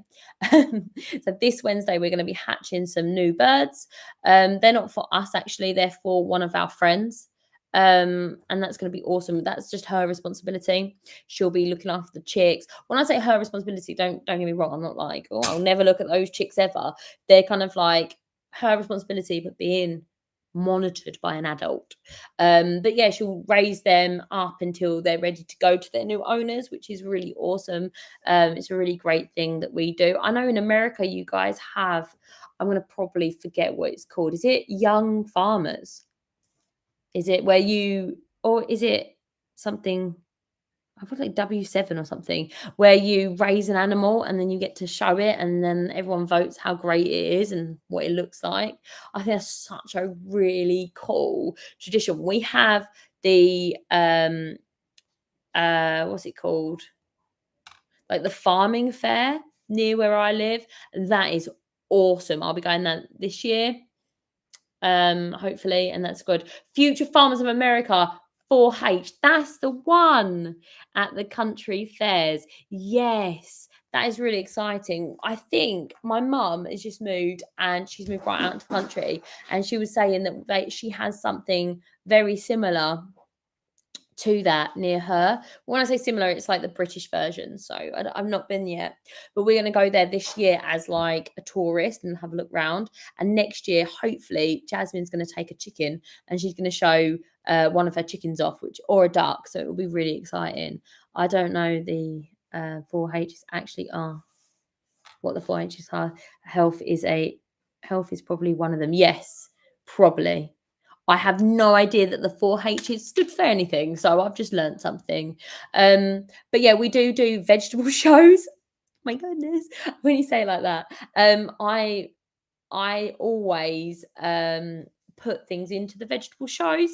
So from the allotment, it has to be something you grew. Obviously, you can't just like go ahead and take things from the supermarket, but you grow them, but it's all about what they look like. Yeah, it's really fun. Jasmine loves it. She got second place on this huge marrow that she grew. And it's like big as pumpkin and stuff like that.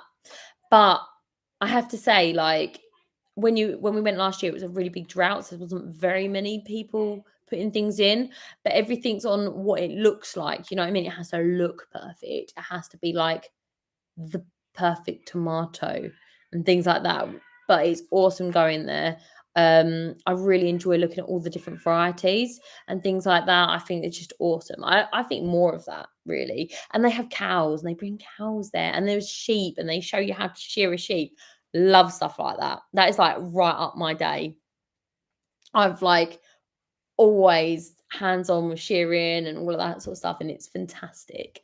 That's like my idea. I'd absolutely love to have a farm or grown up as a farmer, like as a kid. That would have been awesome. But yeah, I grew up in London, so we grew up in we had lots of pets, but we had a very small garden. Okay, so gotta go. Bye. Actually, garden instead of talk about it. Oh, have a lovely weekend. Fun chat. Thank you so much. I hope that you have a wonderful time gardening. It's awesome. But yeah, it is lovely talking about it, but it's even better gardening. I know that in a little while I have to go and edit, which isn't actually gardening, is it? But I need to, because I've got nothing for tomorrow. Don't get me wrong, I love editing. I absolutely adore doing the videos, and I truly mean that, because I wouldn't do it if I didn't. But there's nothing better in the world than gardening itself, and especially when it's a nice day like this. I was like, I will finish my editing before I do my live stream. And I didn't. I was like, "But it's nice outside." Like a moth to a flame. I was just like, "But outside." And I do that all the time. It's like, people say, don't they? If you ever get the urge to tidy your house, just go out in the garden and it will really pass. And I'm like that really. Every time I've got any sort of 5 minutes to be spare, I go out into the garden, start potting around, weeding, harvesting what I can, etc. It's probably my happiest place. Bailey, what are you doing? Yeah, he just popped outside again to see the ducks.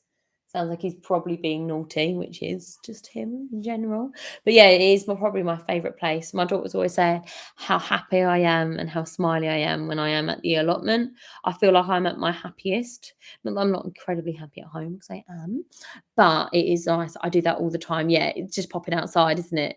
And I feel like with the allotment, it's a bit more difficult, isn't it, to you can't really just potter out there for 5 minutes and come back, because it's like an ordeal to get there. I don't know where your allotment is. Mine's about 2 miles away from my house, which is not very much at all. Probably could walk it. I never have, but I probably could. I probably could ride a bike there.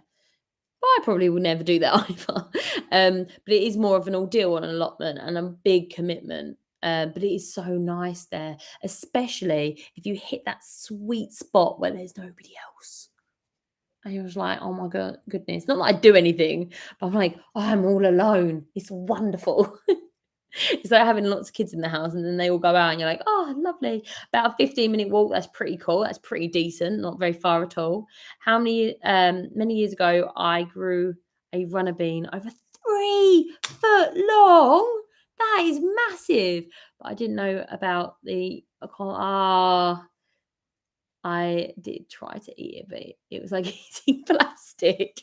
What variety was that? Was that just a normal runner bean? My family are really strange with runner beans because they're like slightly furry. They just refuse to eat them. Don't know why, but I absolutely adore runner beans, and I really, really love like, because it kind of squeaks when you eat them. I love that. It reminds me of my childhood. My childhood, the soundtrack of my childhood is the sound of eating runner beans. It really is. Squeak, squeak, squeak, squeak, squeak, squeak, like halloumi, right? We used to have them all the time in summer because we grew like loads of our own vegetables. So that was really awesome. I love runner beans so much, but we grow the French beans because the fam don't like the squeaky slash hairiness of a runner bean. Because yeah, but I don't really tend to grow them just for myself. I really should, shouldn't I? I should, because I love them. I want to grow them next year. I grow the painted ladies and the white lady varieties. Oh, and emperor. Yeah, and I've saved the seeds as well. But they come out the next year. So you plant the seeds one year, you knock them down to the ground, wait, and then the next year they come back up. I found that out. So I never pull anything out of the ground. I'm just like bare minimum. And yeah, they came up the next year, just like it was really cool. Which obviously French beans, either the bushing variety or like Cobra, which is the climbing variety at the back. I kind of got them mixed up and they're just mixed up. So they're all climbing over each other. Remember my mum going runner beans in the garden and tomatoes. I think that's why I have a garden. Do you know, I think that's why I live gardening. So I'm playing with a memories card. Yeah, I think I'm the same. Honestly, I love sorry. That's why I love gardening. I think it's because of my nan outside, and even my eldest sister. She's actually just started to grow some bits in her garden, and my mum, she is in her 50s now, and she's just started to garden, which is so funny because lots of people like phone up their mums and be like, "Mum, how do I do this?" My mum's like phoning me and being like, "My tomatoes have flowers on them. What do I do now?" I'm like, "You're doing it. You're doing it." But yeah, it is amazing. Scarlet Emperor, that's the badger. I still have some seeds from it, but they won't grow. That's strange. I don't know. I've never had any issues with it, but I've only grown them like a handful of times because, like I said, they sprout back up the next year. So that is interesting. It is interesting how lots of people that get into gardening did it as a child, and lots of kids. don't know how to garden. I remember speaking to a group of young adults, as they like to be called, and talking about turkey eggs, and they were like, "Turkey eggs? Turkeys don't have eggs." And it just blew my mind. Especially when you speak to kids that grow up like inside, like London proper, and talking about where does milk come from, and they're like Tesco's. You're like, before it's Tesco's. They're like, I don't know, especially when they're younger. And I think that's really cool. Whereas I remember taking Jazz, my daughter, to a farm, and this guy comes out and he has all these baby chicks, and the kids are like, "Oh my goodness, baby chicks!" And my daughter's like, "You guys, you can go. I don't mind." And they were like, "Why don't you want to play with the baby chicks?" She's like, "No, I've got 15 at home." So she was like so unimpressed. She was like, "You guys go. I mean, I love baby chicks, but I'm not going to fight my way through." It was so funny. 25 25 year old, oh wow, 25-year-old seeds. That is a long time. I wonder how many would generate. That's quite an interesting idea. I have noticed that my seeds have like not really germinated this year, and I've had a really issue with it because I think they're a bit too old, but they're only like 5 years old. I'll have a little word with them and be like, "Look, some people are growing much older seeds than you. You must grow. That's why I'm going to be saving so many seeds this year. Hopefully, if I get a single tomato." Yeah, the Scarlet Emperor and the Moonshine. But Moonshine, Moonlight. I've not heard of Moonlight. I want to immediately Google it. I'll have to make a list of all the ones I want to try for next year. Bother Awesome. Last year, get too excited. I'm reading too fast. Last 2 years, and but this year only the Scarlet Emperor grew. I love the idea of the Moonlight ones. They just sound amazing. What a call! I remember I did an onion called Moonlight once. Little small pickling onion. Well, it came out as a pickling onion anyway. I might have done something wrong, but yeah, that's a really cool name for a bean. And what colour were the beans? Were they green, or were they like white? Because that'd be even cooler, wouldn't it? White bean. I do ones called sunburst, sunshine, something like that. I know that one is a patty pan and one's a bean, but I can never remember which way round it is. But I've started saving the seeds for my beans because they're quite easy. They don't really cross very readily. White? What, white runner beans? That is amazing. I need it. Where's my phone? I need to put them in the basket now. Sorry. What are they called? Moonlight runner beans. Moonlight runner beans. Yeah, nor have I. Where'd you get them from? They have red flowers. I don't see moonlight. Oh, I see them. Yeah, they've got beautiful white flowers on them. 30 beans for £2 in the basket. Boom. Doesn't make a noise. Oh, you heard it vibrate. There you go. It's in the basket. Red flowers and stuff. That's really cool. Oh, lovely. Feather Thrills. I like him. Or them. It's probably a company, so them.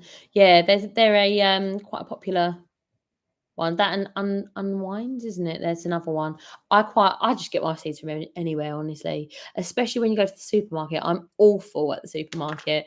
We're like, "Oh, but we've come to get food." I'm like, "Talk to yourself. I'm here to get seeds."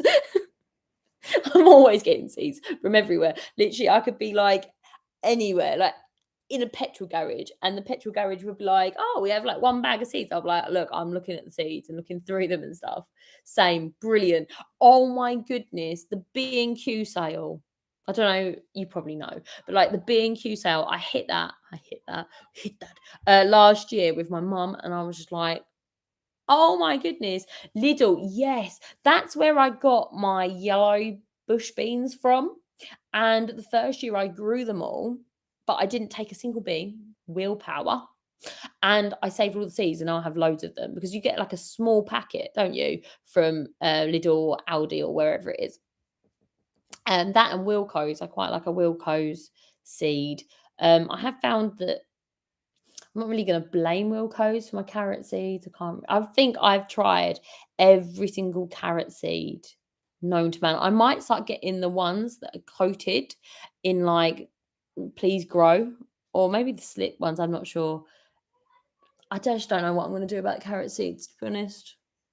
I might like start doing some sort of, don't know, germination dance over them, and hopefully that'll work. I've just put in like, I don't, one, two, three, I think 4 or 5 rows of carrots, which was like, I did them so thickly, like really thick, and I was just like, love you, please work. So we'll see if I get carrots this year. Wouldn't it be amazing if I can only grow carrots in that one place? I wouldn't even be bothered. I grew some on the kitchen towel. What, carrots? Well, you started off on the kitchen towel, split them up, and then put them into the little seed bed. I need to do that. I did lots of sprouting on them, especially my sweet corn. Oh, sweet corn. My sweet corn this year, what did I do? Did I soak it first? I can't remember. I don't think I did. I think I will be doing it next year though, soaking them and then planting them out. Did you do yours on kitchen towel? I tried my brassicas in that way.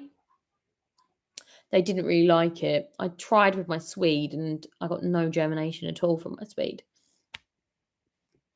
Hiccups now. Swede has been a bad year for me for swede. I like tried soaking them and then putting them on towel and then planting them out, but none. Next year, I'm just going to go ahead and put them straight in the soil, I think, with brassicas. But sweet corn, tomatoes, and that I'm going to sprout first. Sweet corn because I sowed so many in compost and no germination. Yeah, isn't it weird? Do you know what I find weird? Is like one year you'll do something, it works goldenly, and then the next year you do something and it's like doesn't work at all. Like my carrots, I know I keep banging on about it, but I reckon one carrot should have sprouted this year. But the weird thing is I don't get any now, and then next year they'll sprout. Don't know. I literally have no idea. But yeah, sweet corn, same. I think I planted 2 packets of sweet corn, right? Has no concept of numbers to me. But I've got 36 sweet corns, and I kind of feel like if all of them sprouted, I'd have got about 100. So that's a bit rubbish. Absolutely different. Ah, you didn't warn me. Hi, I said, are you right? Sorry, I did put a thingy up, but I like it was like lastminute.com that I didn't chicken out. Same thing happened to my peas. My peas, I remember doing really well, but do you know what? Like in hindsight, it seems to be always better. No worry, it's cool. Thank you. No my feelings. Hiya. Bought 2 second packet just in case. Yes. I always do 2 packets of sweet corn. I eat a lot of sweet corn and I want to can them in my pressure can. I'm so looking forward to doing that. Like I've been fantasizing about ages. And the cobs, I really want to make them into, oh my goodness, what was it? Maple syrup. I saw a recipe. When I saw a recipe, I literally saw put some brown sugar in. So I'm going to do that and see if it tastes like maple syrup. That'd be amazing, wouldn't it? Maple syrup is very lovely, really worth buying, but very expensive. So that'd be great if I could get some like Nick made stuff.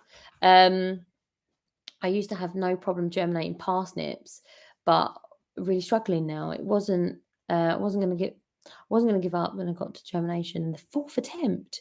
Do you know what?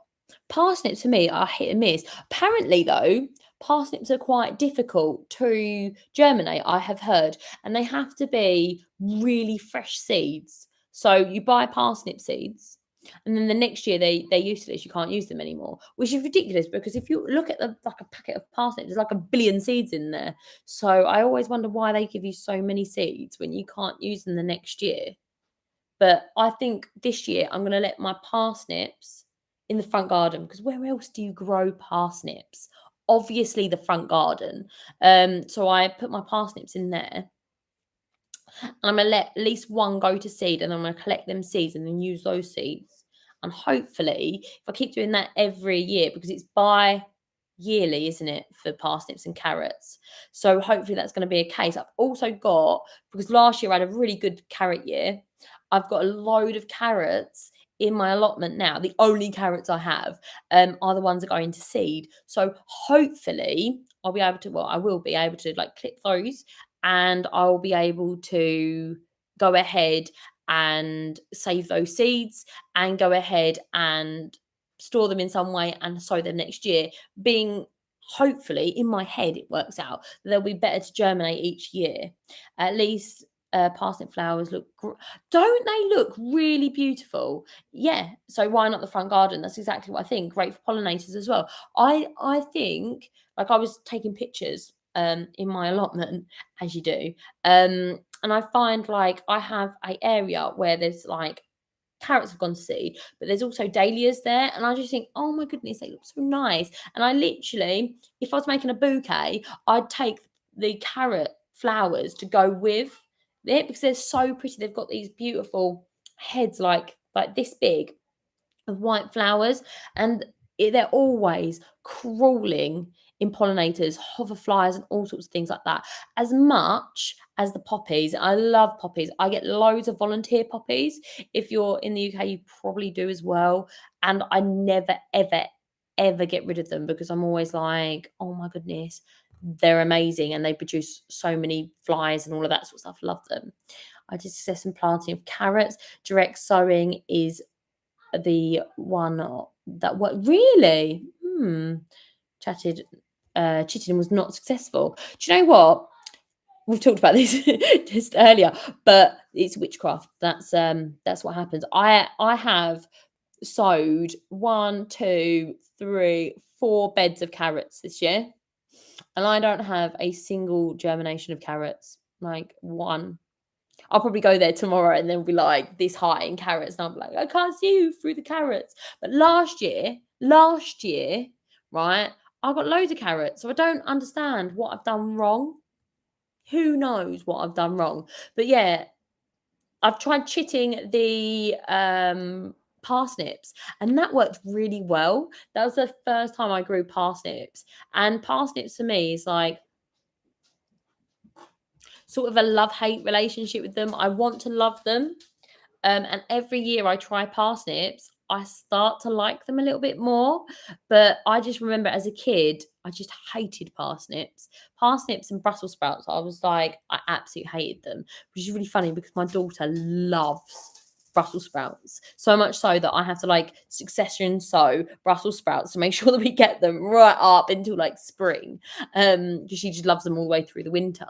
But it's like I'm trying to eat them every year because they're so good for you. And I tend to grow them okay, unlike carrots. I love roasted parsnips. Try them with honey. I've never tried them with honey. I'm going to definitely do that. Especially, I was saying earlier that I'm thinking about getting bees. And if I do get bees, I want to have honey, everything. Honey ham, honey parsnips, honey. We use a lot of honey. My granddad has bees, so we get quite a lot of honey from him. And when you get a load of, you just kind of like put it in everything, don't you? I love it as like a medicinal purpose. My daughter has like a slight cough today, and I'm just giving her spoonfuls of honey, like it's good for you. And I really do believe that it's really good for hay fever as well. Honeyed parsnips are delicious. I'm gonna have to try them. Do you put them in raw in honey, or do you roast them and then rub them in honey? 'Cause I wonder if you just like dip honey. I've heard carrots in honey as well is quite good. I normally, do you know what I normally do? I normally put them in where the meat drips down. So, yeah, that's what I normally do. Didn't get around to planting parsnips this year. I was that last year. I completely forgot about parsnips last year, and then I had a volunteer parsnip. Don't know who planted that, but yeah, it came up, and I got it on Christmas Day for Christmas. Roasted with garlic and honey mixed with a bit of olive oil. I love olive. Do you know what? I've just got onto olive oil. Before this year, I was like, I don't understand why everyone likes olive oil. And then I did a load of like, what's the word? Research and stuff, and now I've started using olive oil and I love it. And I just made some mayonnaise with olive oil, and I'm telling you, that stuff is the bomb. is the best stuff. I'm going to risk parsnips sowing this week. Yeah, I've actually, you know what? I have gone ahead and sown parsnips super late, and I've had them in the spring. I know you're not meant to. I know they prefer the cold, but I have done that before. So it's worth a go, especially if you've got loads of them. Can you still sow them? I don't think technically you can, but I think I have sowed them outside of the time allotted. Parsnips. Oh, I've forgotten how to spell parsnips. Parsnips. Growing season. Oh, growing time. Perfect. So UK takes 100 days to grow a parsnip, but obviously you want it to be hit by the frost quite significantly, so it really sweetens it up. So what months can you do? So they're really long seasons. Rapeseed, according to my husband, is good for cooking. Olive oil is best for dressing salad. Yeah, because it has that really um, low smoke point, doesn't it? Whereas olive oil does. I think you're right. So it says that you can sow them all the way up from March all the way to May, but I know that I've done it later and I know that I got parsnips from it. So I always think if you've got the seeds and you're sitting there and you're like, well, throw them in. I mean, unless it's like October and you're like, I will put this pumpkin seed in the ground. I'm thinking, well, that's a little bit of a waste. But now, why not? It takes 100 days to harvest, and we are in July, right? So 1, 2, 3, 2, 3, 6, 9, 12. Yeah. So 4 months. So 3, 1, 2, 3, 4. It looks like it. I'm not saying yes because I don't know if they will germinate, but it's worth a risk. I mean, you might be getting them in October or November. I'd risk it. I'd risk it personally. I'd risk it. Because to be honest, you can store them in the ground all year until the spring. I'd risk it. If you've got room. If you don't have room, then I wouldn't. Like if you're like, oh, I have to pull up these tomatoes to do parsnips, I'd be like, never sacrifice tomatoes. They're my favourite things. I love tomatoes so much. Probably why I have about 50 plants. Probably have more than 50. I think I have about 60 plants now. I've got the whole side of my allotment and I've got 10 plants out the back as well. Because my partner, he goes to me, let's grow something pretty in the garden patch because you always grow like rubbish things like sweet corn. He's like, I want something nice to look at. And I was like what? Like thinking, oh, I could put some dahlias in or something. He's like tomatoes. So he's got like his little patch of tomatoes. So hopefully that'll work out quite well and we'll have tons of tomatoes. We'll have so many tomatoes that I'm going to be throwing them and like giving them away and throwing them people's windows, be like, there's some tomatoes. But yeah, we make a ton of tomato things like tomato sauces for pasta, etc. And we're going to have another go at tomato sauce. I have to say, I made some absolutely inedible tomato ketchup last year, not to boast or anything. But yeah, I always like, if it's horrible, I'm like, maybe it needs time just to get the flavors together. But yeah, we'll see. We'll see. We'll try it again in a few weeks and see if it's improved. But yeah, we'll do that and that'll be really good. I really want to make barbecue sauce as well. So it takes up so many tomatoes. So the more you have, the more you can be like a little bit risque with them. Whereas when I only had 6 tomato plants, because how I started, actually, I started off with 1 tomato plant in a pot on the side in my flat, and it's gone from there really. Every year I get random tomato plants growing. Do you know what? I'm weeding tomato plants at the moment. I've got so many tomato plants in my path and literally anywhere. Like you give my allotment half a second and there's tomato plants. I actually put some flowers in. I don't know what they're called. They're like the rabbit flowers. You know, the ones that you press like that and the mouth goes like this. We call them rabbit flowers, but they have like a long name. And in between there, it's like literally a tomato plant growing. I'm like, I did not sow you. So this year, I'm totally saving seeds because those seeds are like really strong genetics because I pulled up all the black plastic and put a load of horse manure down and they're still growing. which is incredible, absolutely incredible. And I'm out of tomato seeds because I planted all my tomato seeds because I had a really bad germination year this year. And I think it's because my seeds were so old that I really need to go ahead and buy some more, or sow some more seeds, save some more seeds so that I have them. I think that's what I'm going to go for, because then every year you get stronger variety. Even if, for example, I get a variety that is slightly mixed and not like a true black Russian, say, I'm not too fussed. It's still a tomato and I still love it. The whole compost container of tomato seeds. I had I had a whole, wow. That is a lot. That is a lot. They all germinated. Wow. I I struggled to, do you know what? I put them all in the soil. Normally I do them in rock wool, and this year I don't know why. I didn't do the rock wool. I didn't buy the, I think I was going to buy the rock wool, left it too late, and then I was like, oh, if I buy it now, it's going to be too late. So I ended up putting them all into compost, right? None of them germinated. So I was like, oh no. And then I tried again on compost. It didn't germinate. I don't know whether it is the compost, because I found, depending on what type of compost you use, it really affects your germination. So the last time I did it on tissue paper and it worked beautifully, and like all of them came up, but I used all my seed thinking I will get at least 50 plants. And then I got like hundreds of them. I 15 and I had to give away the rest. Yeah, I gave away so many tomato plants. The thing is like I give them away and I'm like, I don't know what color they are. I don't know what size they are. I know that they're probably not going to be red. And everyone's like, not so many takers. I have a lot of green zebra come up. They're like my go-to tomato this year. So I'm gonna have a lot of green sauce.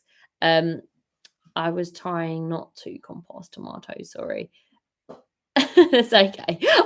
I was thinking for myself, but yeah. Sometimes I normally get in my compost heap though. I know you're not explaining this, but I always get potatoes in my compost heap, like almost exclusively. But my partner won't eat potatoes if they're grown in a compost heap because he's like, no, they're disgusting. They're gross. No, they're not. They're fine. They normally grow better, don't they? I'd say this year my not peppers, what they called, my melons are growing really well. I'm growing must, meth, musk melons. Poor teeth in, right? And they've grown really well. They're like probably the best squash I'm growing this year, which is ridiculous because they're meant to be really difficult to grow in the UK. A few years ago, I had over 100 tomato plants because I sowed all the seeds and they all germinated. Love that.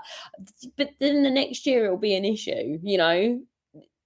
It's very different. How does he cope with all that manure you use? I don't think he thinks about it, to be honest. He isn't very like, what's the word? He doesn't really like gardening too much, so I don't think he's ever put manure over the ground. I don't think he's ever thought that I put manure on the ground either. But yeah, I don't think he thinks about it. I don't think I'd tell him either because he's a bit, I don't know, like old school about that. Lots of the older gentlemen down the allotment can't bear the thought of horse manure on the plot either. They just say, oh no, it's really gross. You wouldn't want to eat that. And I'm like, well, I'm not sitting there eating handfuls of soil. Are you?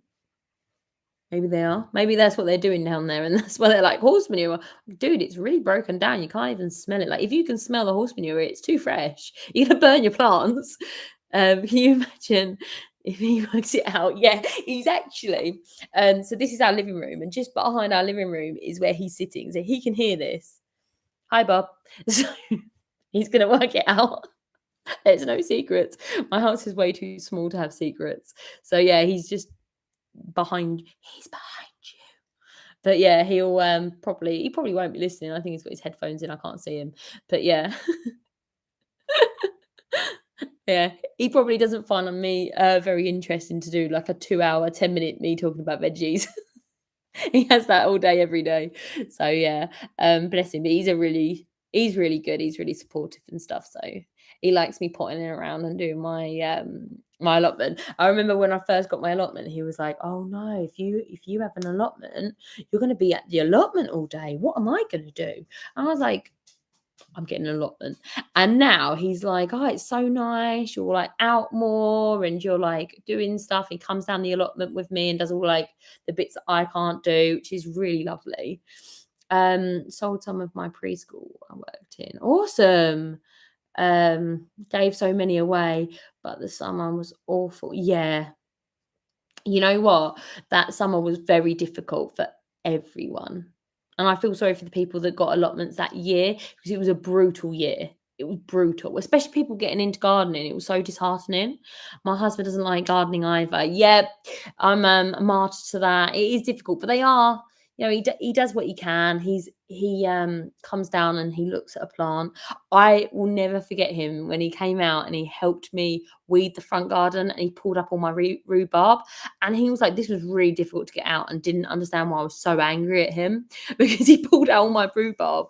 And it was like, yeah, every time I grew rhubarb, it was like something happened to them. He dug them up, a mailman trod on one and killed it, a fox pooed all over it and dug it up. And now I have so much rhubarb, I don't know what to do with it. um, and last year, with less plants and got much more, yes, yes, I got tons of tomatoes, absolute tons.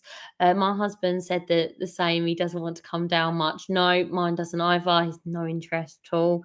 I will drag him down when he kind of owes me something. So like, I'll go to a boring a car show, really boring. And then he owes me, and I'm like, oh, you can come down and fix this, which is very exciting. He does all the building stuff and all of my strawberry towers he did. So yeah, my husband does heavy stuff, yes, and the odd bit of weeding. Mine's not allowed to weed anymore, and he won't because of the rhubarb thing where he killed all my rhubarb.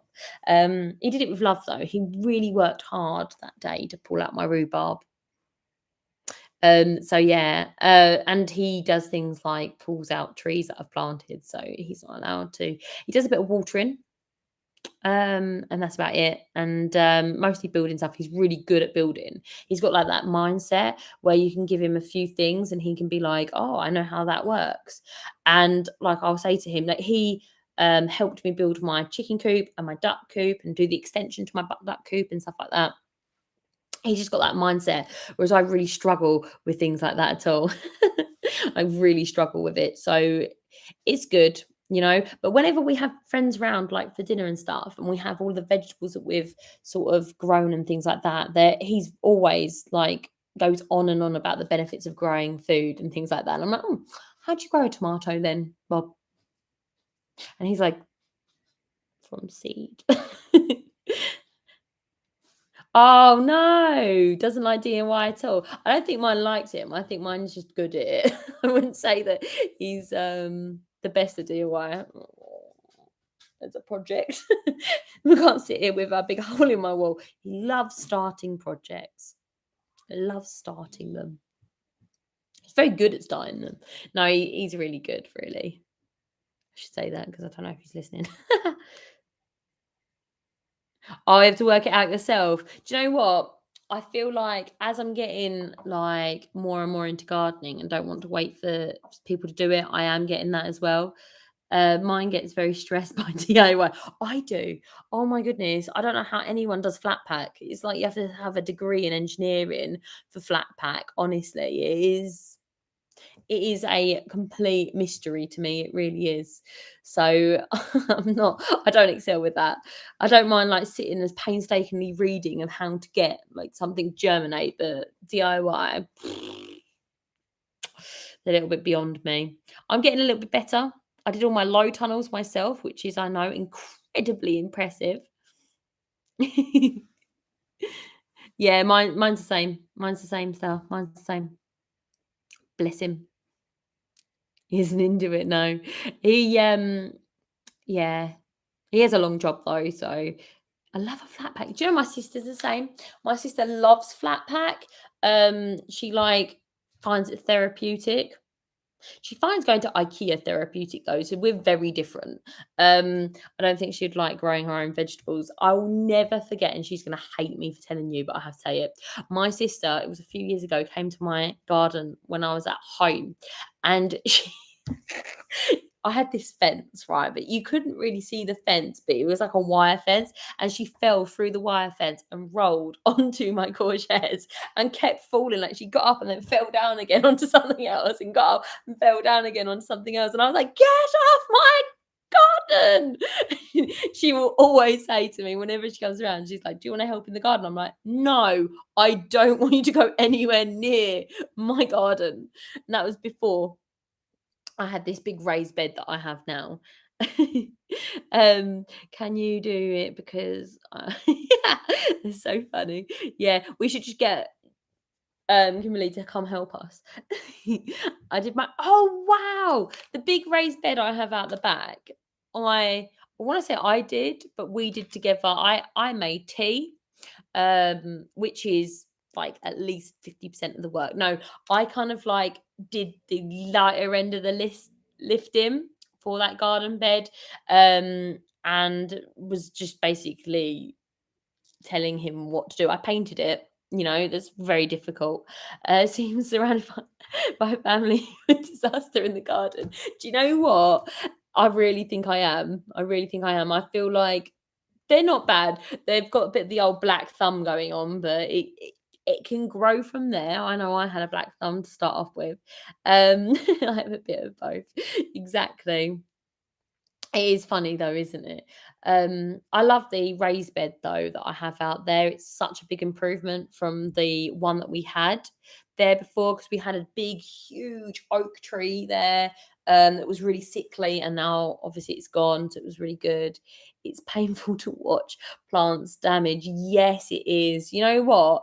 Especially when you were in like a communal setting of the garden and you watched like people's plants grow and flourish and then like get covered in weeds or something, it's like, oh, those those plants, they're suffering. But yeah, I know I watch my ones get smothered by weeds enough. Yeah, especially when like because it's so popular to go away in the summer, we kind of like tailor our lives around the allotment, so we don't really go away in the summer very much. We go away in like early May, so we've already done our summer holiday this year, like tick that off. We went away to the Lake District, which is north in England. It's beautiful. Oh my goodness, it's lovely there. But it means that we don't have to like stress about anyone coming to water for us in the summer, which is really good.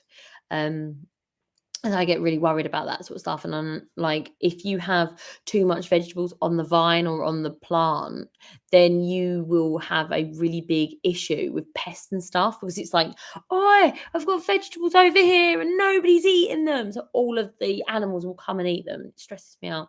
So true. I don't like leaving my babies for too long. Oh my goodness. You don't, I literally was so worried about my peppers when I went away. I was like, "Oh, my peppers.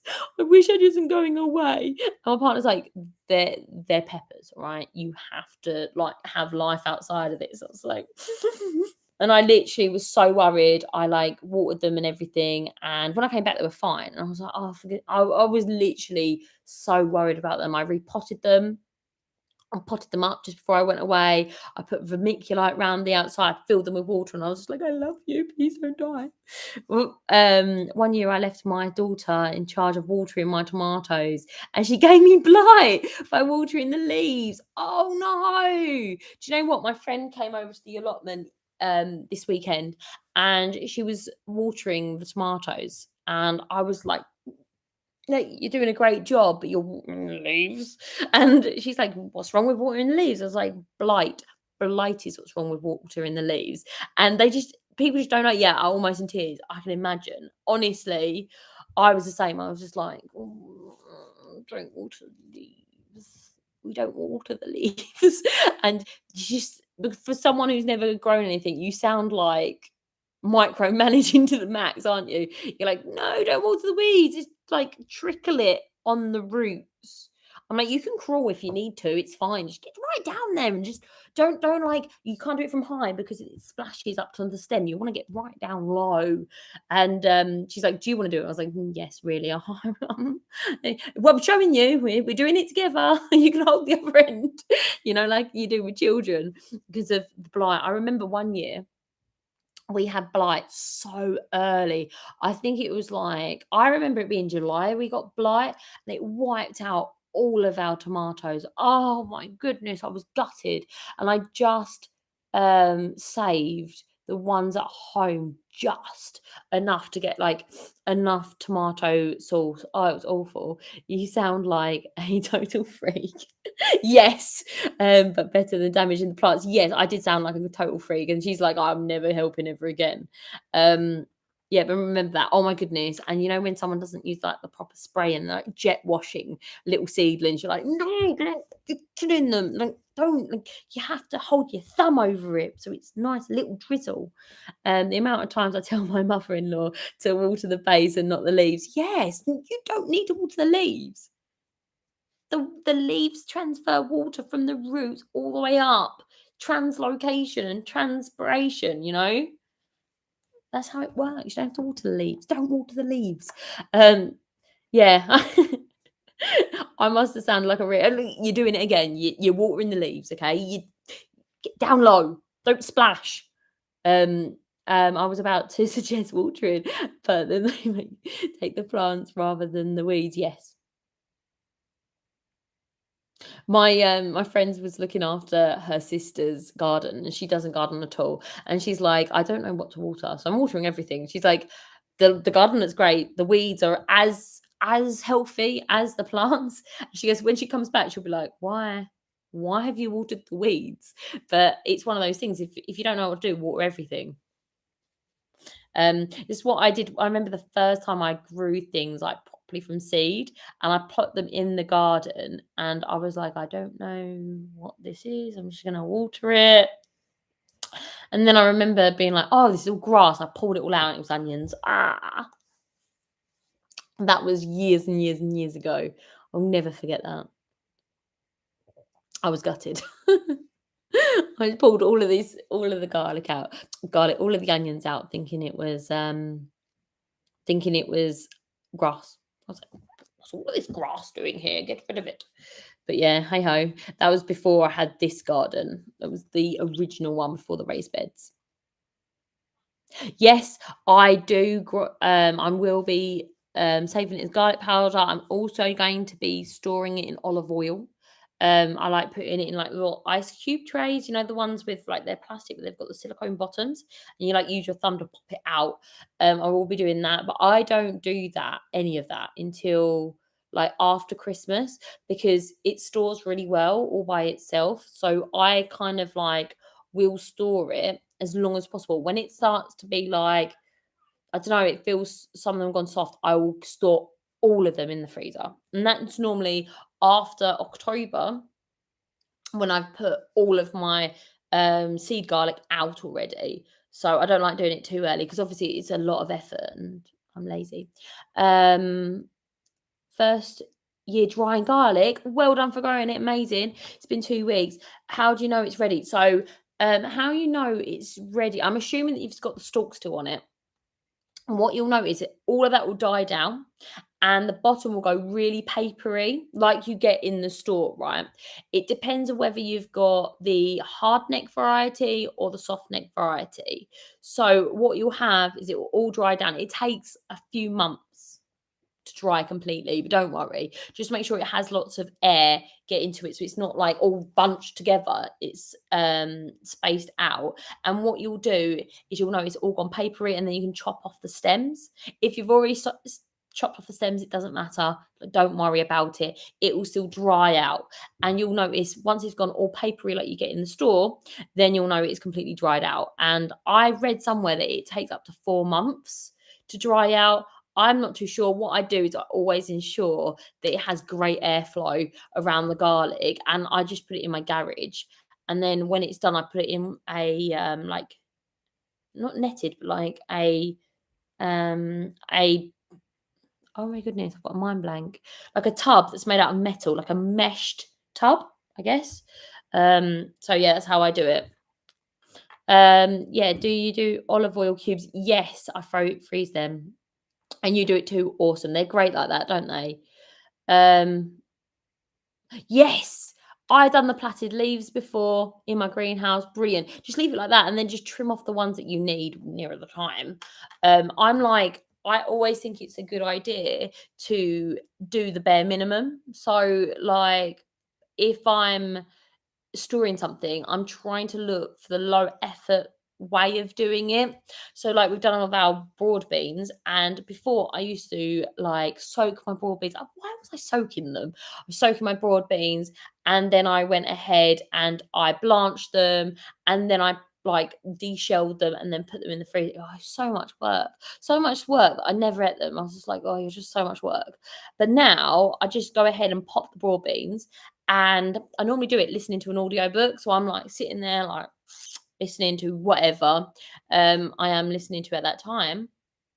Or I have a gardening party at my house where I bring someone who doesn't garden, and I bring them round saying, "Oh, would you like to come round for some cake or something?" And they're like, "Yeah." And then I bring out my broad beans and start doing it. And they normally get involved and it's done in half the time.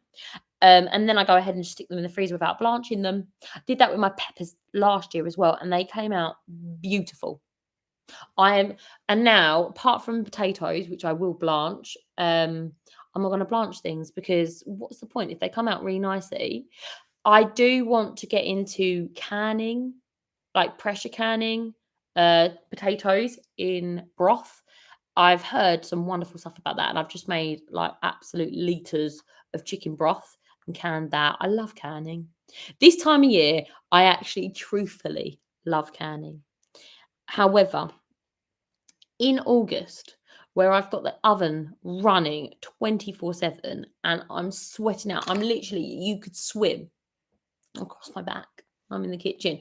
I don't love canning very much, but I will do it pretty much every day during August. I will be canning. So it is like a crazy time. I like my bedtime gets like really, really late.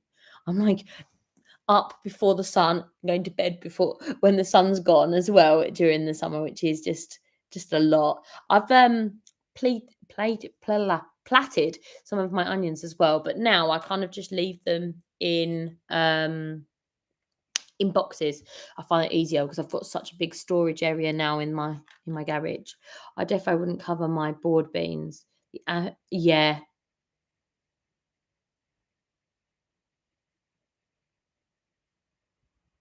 yeah.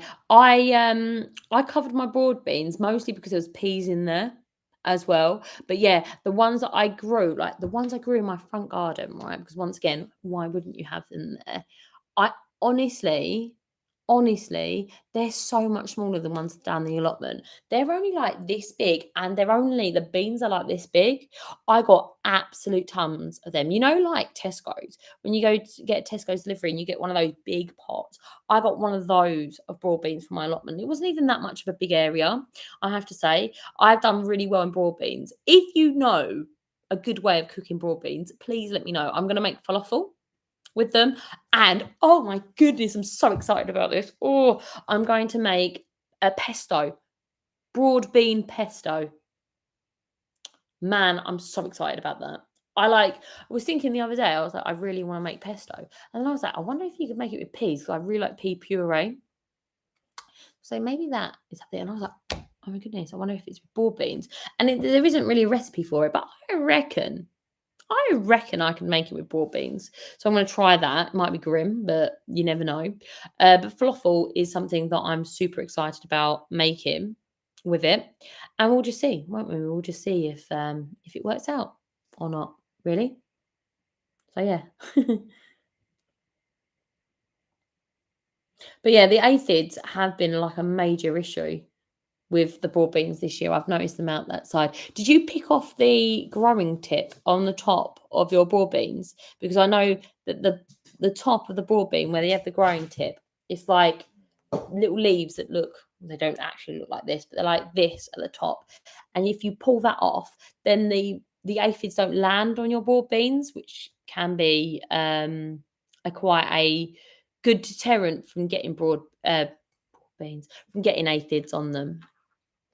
I know that that's something that I'm going to probably do from now on. I did, but too late. Yeah, it is so difficult doing anything like that because you kind of want to put them in. But also you kind of like, I feel all the time same, that I just like, oh, if I take them off, will it stunt the growth?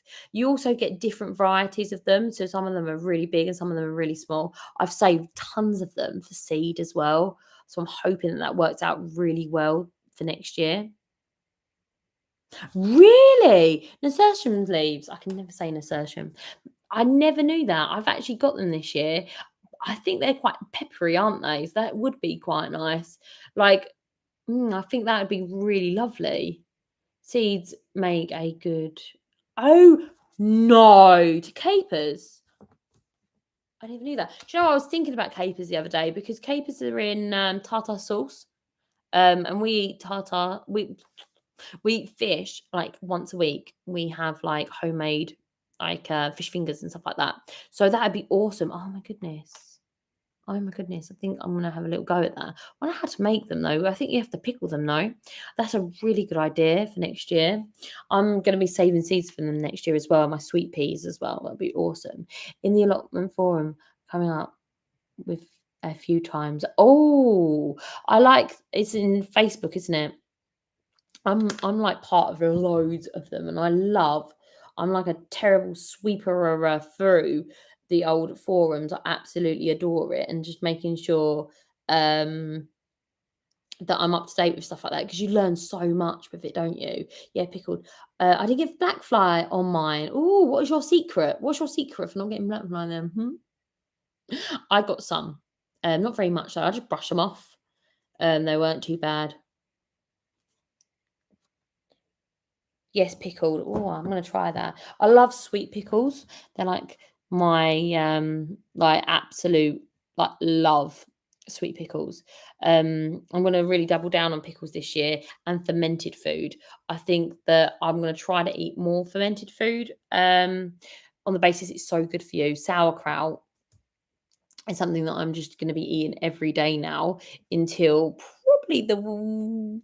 probably after winter, probably coming up to spring again, and I'll be like, "Don't say the word cabbage to me." I do this to myself every couple of years. So many properties on the problem. Yes, sometimes very negative. Yes, I think it's important though to see negative things, like see crops fail, because there's so many people talk about how well they do at something, and then if something goes bad for you, hence carrots can't grow, you feel really downhearted. And I think it's impossible to show both angles of that. Do you see what I mean? So that you are able to sort of understand that everything's not going to be perfect every minute of every day, which is never is it? Like in anyone's life, but it's really important that you new gardeners know that too. It's okay to have a total crop failure or something. And I'm telling you, I often say to my partner, I'm like, "Oh, I'm so lucky that I'm not like a 1700s peasant, because if we were relying on Chinese cabbage, we'll be starving this year." Because it's been like, oh, trying to grow it. And carrots. I'd probably not be able to keep my family in carrots. You never know. I reckon, I'm hoping that my entire plot of carrots are going to go really well this year. I've got one more plot that I've just like sown. Actually, two more. Pickles and cheese. Oh, Branston pickle. I'm gonna make Branston. I love Branston pickle, and I like making Branston everything pickle.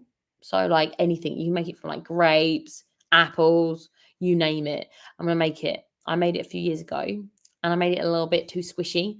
And I think I'm gonna make it again. I might have to buy Swede because I got zero germination on Swede this year. So I soaked the seed, which is not very good. My broad beans had beautiful pinkish flowers. That's incredible. What variety was it? I know they've got one. Is it crimson that has pink flowers? Mine had white flowers this year, I think. I think anyway. But I really like broad beans and just bean flowers in general. I think they're so pretty. Like, I like potato flowers, especially from like the purple and blue varieties of potatoes. Their their flowers are so pretty, and every variety has like really pretty flowers, and I really like that. So I think I'm going to go ahead and, make sure that I include those. And I know some people pick off the flowers because they think like, oh, it's going to get smaller potatoes. I've got quite a decent potatoes this year, like this big. I grew less weight of potatoes this year, but I got overall bigger potatoes. And I'd rather have less of the really tiny little ones that you can't really use other than new potatoes. And I had tons and tons of like decent sized ones. I'm gonna save the seed next year. I say that I'll probably be like, oh, I ate them all. I've got a piece of hay in my legging. But yeah, that's what I'm going to do. So yeah. Right. Thanks, guys, for coming and spending so much time with me. I've really enjoyed myself. I really have. However, I'm going to call it a day because I'm going to get my little girl in bed because it's school tomorrow. But thank you so much, guys, for spending this time with me. I really appreciate it. And I'm going to go ahead and see you next week. I'm going to do a live stream about 6 o'clock again. It's probably going to be more streamlined because I won't be so nervous. But I've really enjoyed talking to you all. So thank you, Sheila. I've enjoyed talking to you. Next time it will be 6 o'clock ish. Probably a few minutes late. I'm late to everything.